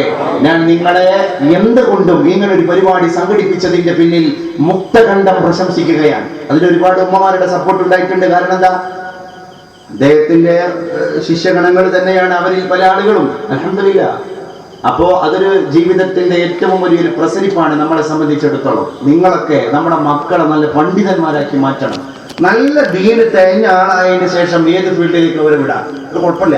ഇപ്പൊ നിങ്ങൾ ഇന്ന് കണ്ടില്ലേ പത്രത്തില്, MG സർവകലാശാലയുടെ ഇപ്പോഴത്തെ വൈസ് ചാൻസലറുടെ അധിക ചുമതല കൂടി വഹിച്ചുകൊണ്ടിരിക്കുന്ന പ്രോ വൈസ് ചാൻസലർ ആയിരിക്കുന്ന ഷീന ഷുക്കൂറിന്റെ അടുത്ത് നിന്ന് ഒരു മലപ്പുറത്തെ മാപ്പിളാന്റെ സാധാരണക്കാരനായ ഒരു മകൻ, എന്റെ സുഹൃത്ത് ഡോക്ടർ സുബൈർ ഹുദവി ചേകനൂര്, ഒരു ചെയറിന്റെ ഹെഡായി കേരള സംസ്ഥാനത്തിന്റെ ചരിത്രത്തിൽ ഒരു തൊപ്പിട്ട മൂല്യാരെ ആദ്യമായിട്ടാണ്. ഒരു യൂണിവേഴ്സിറ്റിന്റെ ഒരു ചെയറിന്റെ ഹെഡായി ഇന്നലെ അദ്ദേഹം ചുമതലയേറ്റു കോട്ടയത്ത്. നിങ്ങളൊന്നാലോചിക്കും, അള്ളാഹു നമ്മുടെ സമുദായത്തിന് കൊടുത്ത ഇസ്സത്താണിത്, യാതൊരു സംശയമില്ല. ഇന്ന് ഹജ്ജ് കഴിഞ്ഞ് എന്റെ ഉമ്മ കരിപ്പൂർ എയർപോർട്ടിൽ വന്ന് ഇറങ്ങുമ്പോ 10 മണിക്ക് ഞാൻ അവിടെ ഉമ്മാനെ സ്വീകരിച്ചു. സെയിം അതേ ഫ്ലൈറ്റിൽ തന്നെ വരുന്നു എന്റെ സുഹൃത്ത് സിൻസാറുല്ലക്ക് ഉദവി. ഞാൻ ചോദിച്ചു, പ്രിയപ്പെട്ട സുഹൃത്തെ, ഇന്ന് അവിടെ പരിപാടി? അപ്പൊ പറഞ്ഞു, ഇന്ന് ബ്രിട്ടീഷ് സ്കൂൾ ലീവാണ്, വെള്ളിയാഴ്ച. ഒരാഴ്ച മുഴുവൻ അവിടെ ക്ലാസ്സാണ്, വെള്ളിയാഴ്ച ലീവാണ്. അപ്പൊ എന്താ, കാസർഗോഡ് കൊണ്ടുപോകാൻ ഇന്ന് ജുമാ പെരുങ്ങത്തൂരാണ്, ജുമാന്റെ ശേഷമുള്ള പ്രസംഗം പെരുങ്ങത്തൂരാണ്. അത് കഴിഞ്ഞിട്ട് രാത്രി കാസർഗോഡ് പരിപാടി. ഈ പരിപാടി കഴിഞ്ഞിട്ട് ഇന്ന് 12 മണിന്റെ ഇത്തിഹാദ് ഫ്ലൈറ്റിന് അദ്ദേഹം നേരെ ദുബൈയിലേക്ക് പോവുകയാണ്. നാളെ ബ്രിട്ടീഷ് ഇന്റർനാഷണൽ സ്കൂളിൽ ക്ലാസ് കൊണ്ടു. അപ്പൊ അടുത്താഴ്ച ഉണ്ടോ? അടുത്താഴ്ച ഉണ്ടോല്ലോ. അപ്പൊ അന്വേഷിച്ച് നോക്കിയപ്പോ ഈ 6 മാസത്തിന്റെ ഒരു കൊല്ലത്തിന്റെ ഇടയിലേക്ക് ഏകദേശം എല്ലാ ആഴ്ചയും വരികയാണ്. ഈ കസ്റ്റംസ് ഉദ്യോഗസ്ഥന്മാരൊക്കെ ഈ തൊപ്പിട്ട മനുഷ്യനോട് ചോദിച്ചു, അല്ല നിങ്ങൾ എവിടെയുള്ളതാണ്? ഞാൻ മമ്പാട്ടുകാരനായ ഒരു മനുഷ്യനാണ്. പിന്നെ അവരൊക്കെ മനസ്സിലാക്കിയെടുക്കുന്നത് യൂട്യൂബിലൂടെയും ഫേസ്ബുക്കിലൂടെയും. ആ മമ്പാട്ടുകാരനായ സാധാരണ കർഷകന്റെ മകൻ കഴിഞ്ഞ റമദാന് ബ്രിട്ടനിൽ, ലണ്ടനിൽ പോയിട്ട് ഇംഗ്ലീഷിൽ മതപ്രബോധനം നടത്തിയിട്ടാണ് തിരിച്ചു പോകുന്നത്. അതുകൊണ്ട് എനിക്ക് പറയാനുള്ളത്, ഈ കുഞ്ഞു മക്കളിലൂടെയൊക്കെ നമുക്ക് വലിയ സ്വപ്നമുണ്ട്. ഇപ്പൊ ലോകം ചുരുങ്ങി, ഗ്ലോബലൈസേഷൻ. സ്പോട്ടിൽ നമുക്ക് എവിടെയും പോയിട്ട് ഇസ്ലാമിന്റെ ദഅവത്ത് നടത്താം. ഇന്ന് എന്റെ ഉസ്താദ് ബഹുമാനപ്പെട്ട ബഹാവുദ്ദീൻ നദ്വി ഉസ്താദ് അവർകൾ ഇന്നത്തെ പത്രത്തിൽ ഒരു ലേഖനം എഴുതിയിട്ടുണ്ട്. ആ ലേഖനം എന്താ? ഇന്ന് മലേഷ്യൻ യൂണിവേഴ്സിറ്റിയുടെ ജുമാഅത്ത് പള്ളിയിൽ അദ്ദേഹം നിർവഹിക്കുന്ന അറബി ഖുതുബയുടെ പരിഭാഷയാണ്. ഇന്ന് മലേഷ്യയുടെ ഇന്നത്തെ വെള്ളിയാഴ്ച മലേഷ്യൻ യൂണിവേഴ്സിറ്റിയുടെ പള്ളിയിലാണ് ഡോക്ടർ ബഹാവുദ്ദീൻ മുഹമ്മദ് നദ്വി ഉസ്താദ് അവർകൾ ഖുതുബ നിർവഹിച്ചു കഴിഞ്ഞു. അതാ ഞാൻ പറഞ്ഞത്, നമ്മുടെ മക്കൾ ഇപ്പൊ ലോകത്തിന്റെ പല ഭാഗങ്ങളിലും മതത്തിന്റെ ദൗത്യവുമായി ഇറങ്ങാണ്. ബംഗാളിൽ നമുക്ക് സ്ഥാപനമായി, ആസാമിൽ സ്ഥാപനമായി, ആന്ധ്രാപ്രദേശിൽ സ്ഥാപനമായി. ഇന്നേ ഈ മക്കളാണ് ചരിത്രത്തിന്റെ വഴികാട്ടികളായി മാറിക്കൊണ്ടിരിക്കുന്നത്. അതുകൊണ്ട് വലിയ പ്രതീക്ഷയോടുകൂടെ തന്നെ ഇത്തരം സംരംഭങ്ങളെ, എൻ്റെ പ്രിയപ്പെട്ട രക്ഷിതാക്കളെ, നമ്മൾ കാണണം. ഒരു കുട്ടിക്കൊരു ഇൽമ പറഞ്ഞു കൊടുക്കുമ്പോൾ നമുക്ക് ഇപ്പോഴും സമാധാനിക്കാം. ആ ഇൽമ കാരണം ഭാവിയിൽ അവൻ എന്നെ ഓർത്തേക്കാമെന്ന്. നായക്ക് പ്രായപൂർത്തിയാകുന്നത് എപ്പോഴാണ് എന്ന് പഠിപ്പിച്ചു കൊടുത്തതിന്റെ പേരിൽ അന്യമതസ്ഥനായ ഒരു ജൂതനെ പിന്നെയും ആദരിച്ചു ഇസ്ലാമിന്റെ പണ്ഡിതൻ. ആളുകൾ ചോദിച്ചു, എന്താണ് അദ്ദേഹത്തെ എങ്ങനെ ആദരിക്കണത്?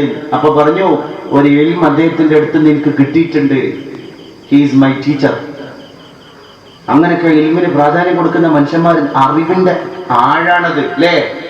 അറിവ് പകർന്നുന്ന മനുഷ്യന്മാർക്ക് നമുക്ക് എങ്ങനെ അനാദരിക്കാൻ കഴിയും? അതുകൊണ്ട് ആ ആദരവാണ് നിങ്ങൾ ഇവിടെ അബൂബക്കർ കൊടുത്തിരിക്കുന്നത്. അള്ളാഹു അദ്ദേഹത്തിന്റെ പ്രാർത്ഥന നമുക്ക് വർഷിപ്പിച്ചു തരുമാറാകട്ടെ.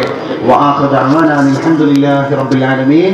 നമുക്ക് ഇൻഷാ അല്ലാഹ് ഈ പരിപാടി ഞാനിവിടെ എന്നെ ക്ഷണിച്ചതിന് നിങ്ങളോടുള്ള കടപ്പാടുകൾ അറിയിച്ചുകൊണ്ട് ഉപസംഹരിക്കുകയാണ്. ഊസിക്കും ബിദുആ وآخر دعوتي أن الحمد لله رب العالمين. اللهم اجعل جمعنا هذا جمعا مرحوما وتفرقنا من بعده تفرقا معصوما ولا تجعل اللهم فينا ولا منا ولا معنا شقيا ولا مسرودا ولا محروما.